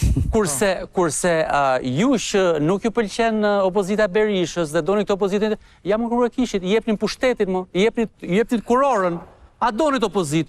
Djem të rinj ishit, ju i mbështesit për studio. Kjo është opozita. Jo, s'është fare, mor, është realitet. Kjo s'është ashtë aty. Nëse tham zotit Kalaja që ke gabim, asë që moment. I tham që e gabim, ke kandiduar gabim ti, ke krimin, ke trafikant, i tham që ti dështove në të zjedhe. Ne po themi dështoj PD-ja, po jo Auloni, qëfaj ka i që ne po themi që dështoj PD-ja, nuk dështoj Jorita duke për fushat. Ne po themi që dështuan aleatët. Të kujt janë këta, mor? Tani aleatët, dhe ka marrë votat e PD-s. Partisë Demokratike. Pa i votat e PD-s. Unë jam marrë votat e parlament elektoratet shkri, se s'po bëjmë analizë vote. Kjo, shiko, duhet të ishë ndershëm. Ne kemi marrë vota, unë jam kandidat i Partisë Demokratike. Unë nuk jam kandidat i qeverisë. Unë kam hyrë politik për me rrezu Edi Ramën. Aulon, tani, kam hyrë për disa kauza, jetën time dhe unë për ndodh pas kësaj do më mirë kuptoni që duhet ta mbyll. Auloni dhe Ilda çfarë ndodh pas kësaj? Çfarë prisni ju që të ndodh? Kush është nesërmja juaj? Grida, shiko, unë qëndrimi im është ky, unë nesër do të shkoj tek votat e diasporës. Do merrem personalisht. Do shikoj çdo vot. Unë kam dalë në televizion sot me dhënë disa mesazhe, besoj që i dhash ato mesazhe që doja me dhënë. Unë do të shikoj çdo vot. Do të lexoj çdo vot qytetarëve dhe pastaj sigurisht do marr qëndrimet e mia. Unë jam në një garë. Absolutisht gara nuk është mbyll dhe unë do të respektoj çdo vot. Sigurisht që kam mbështetje në diasporë, dhënat e mia janë tilla, sepse edhe njerëzit na shkruajnë. Kështu që do shkoj atje, do të lexoj votat dhe pastaj sigurisht do mbaj përgjegjësitë e mia. Ild. Çfarë vjen pas kësaj? Ne kemi qëndruar, shikon, ne erdhëm në këtë fushat, në këtë garë, erdhëm me një program fantastik. Ajo që vjen nesër është që çdo shqiptar që donte një pension më të mirë nuk do ta ketë me Edi Ramën. Që donte taksa më të ulta nuk do ta ketë me Edi Ramën. Kjo është për qytetarë, çfarë ndodh për ju tani? Po, kjo është për qytetarët, se ne jemi pjesë e tyre. Dakor. Ne vazhdojmë të besojmë që ne jemi një alternativë e shkëlqyer për shqiptarët dhe do të vazhdojmë të luftojmë për këtë. Po brenda PD-s çfarë ndodh që kjo alternativë sipas jush e para, ne do të vazhdojmë të luftojmë kundër kësaj të keqe që ka ndërtuar Edi Rama. Ky është mision dhe nuk ndalon. Ndodh gjë brenda PD-s? Brenda Partisë Demokratike, ne do të kemi kohën tonë për të reflektuar, për të bërë ndryshimet tona, për ta bërë PD-n edhe më të mirë, edhe më të fortë, edhe më të besueshme dhe fitimtare. Asnjëra nga këto nuk ndalon. S'ke nevojë për një pyetje, besoj. Do të ketë një analizë, unë e di ku doni të dini, sigurisht që do të ketë dhe me të drejtë. Sigurisht që do të ketë një analizë të brendshme, së shpejti, por unë e thash në fillim që ti nuk mund të dalë, nuk mund të ta shërbesh veten si lajm kryesor, kur lajmi kryesor yti është pabarazia dhe shkelja dhe rezultati i cili nuk shpjegohet. Unë me këtë hapa për kolegët e mi, ju thashore, ma shpjegoni këtë rezultat se nuk bën sens. Si shpjegohet, ka që mirë ka qenë qeveria dhe askush si del për zot. Dhe ta shpjeguam, përse mori më pak vota, opozita mori shumë më pak. Ka drejt Lela Rakepllari, se kjo është inxhinieri politike, kjo që kanë, dhe këtë duhet ta demantojmë gjithë. Ka marrë më pak. Më pak se 2020. Ne po themi që këtu është inxhinieri politike, e ka ndërtu këtë inxhinieri. Do ishte deri ton me çmontu inxhinierin kaq. Ti çmontove vetë inxhinierin në gjithë duhet ta godisnin zemër sistemin. Inxhinieria politike e Edi Rama bashkë me dy njerëzit e dur që ti ta përballësh inxhinierin. Kujtohet një frazë, më fal. Po pra po luftoj me shpatë rrura ai mitroloz, ai mitroloz kishte ti. Ka qenë një frazë e thënë rreth orës 11-12 në një borë një qendër votimi në Vor, që një nga ata shoqëruesit e atyre të tjerëve që mbanin të rrethuar, i thoshte sekretarit përgjithshëm të Partisë Demokratike. Sa kishte nisur, 2 orë kishte, pranojeni humbjen. Ashtu besonte. Pranojeni humbjen. Edhe sa vite po doja të luftoj për standardet. Se e dinë sa vite të kanë standardet në inxhinieruar, është rezultati inxhinieruar. Si di këto mandatet më ora që patronazhim. Po çfarë patronazhimi, kur ka blerë vota më vllak, tak kanë blerë. Ali Berisha shumë të meta mund të ketë, por Ali Berisha s'ka vetëm me 1 milion vota kundër dhe vjedhur Ali Berisha është kuptuar që Edi Rama nuk mundet me një model të ngjashëm, por me një model të ndryshëm. Sali Berisha e dinte atë që dinin gjithë shqiptarët, që ai nuk do të bëjë kryeministër. Duke pranuar problemet të cilat nuk kanë shkuar në këtë fushat elektorale, të cilat paradiheshin dhe sot janë arsye që shqiptarët menduan gjatë fushatës dhe ditën që hodhën votimin, që në fund të tunelit, rezultati i kundër nxirrte errësirë sërish. Okej, le të qëndro këtu tani, se nuk do e zgjas më, se do je gjithë... Kodi zgjedhori pa barabart, u fite shkrir mes shtetit dhe partisë. Do të shkojmë në mbyllje. Diaspora dhe mbi të gjitha. Faleminderit që na ndiqni, natën e mirë nga Top Story. Sot ishte Top Story që mbylli maratonën. Faleminderit për gjithë durimin që keni me politikën që përsëritet. Natën e mirë.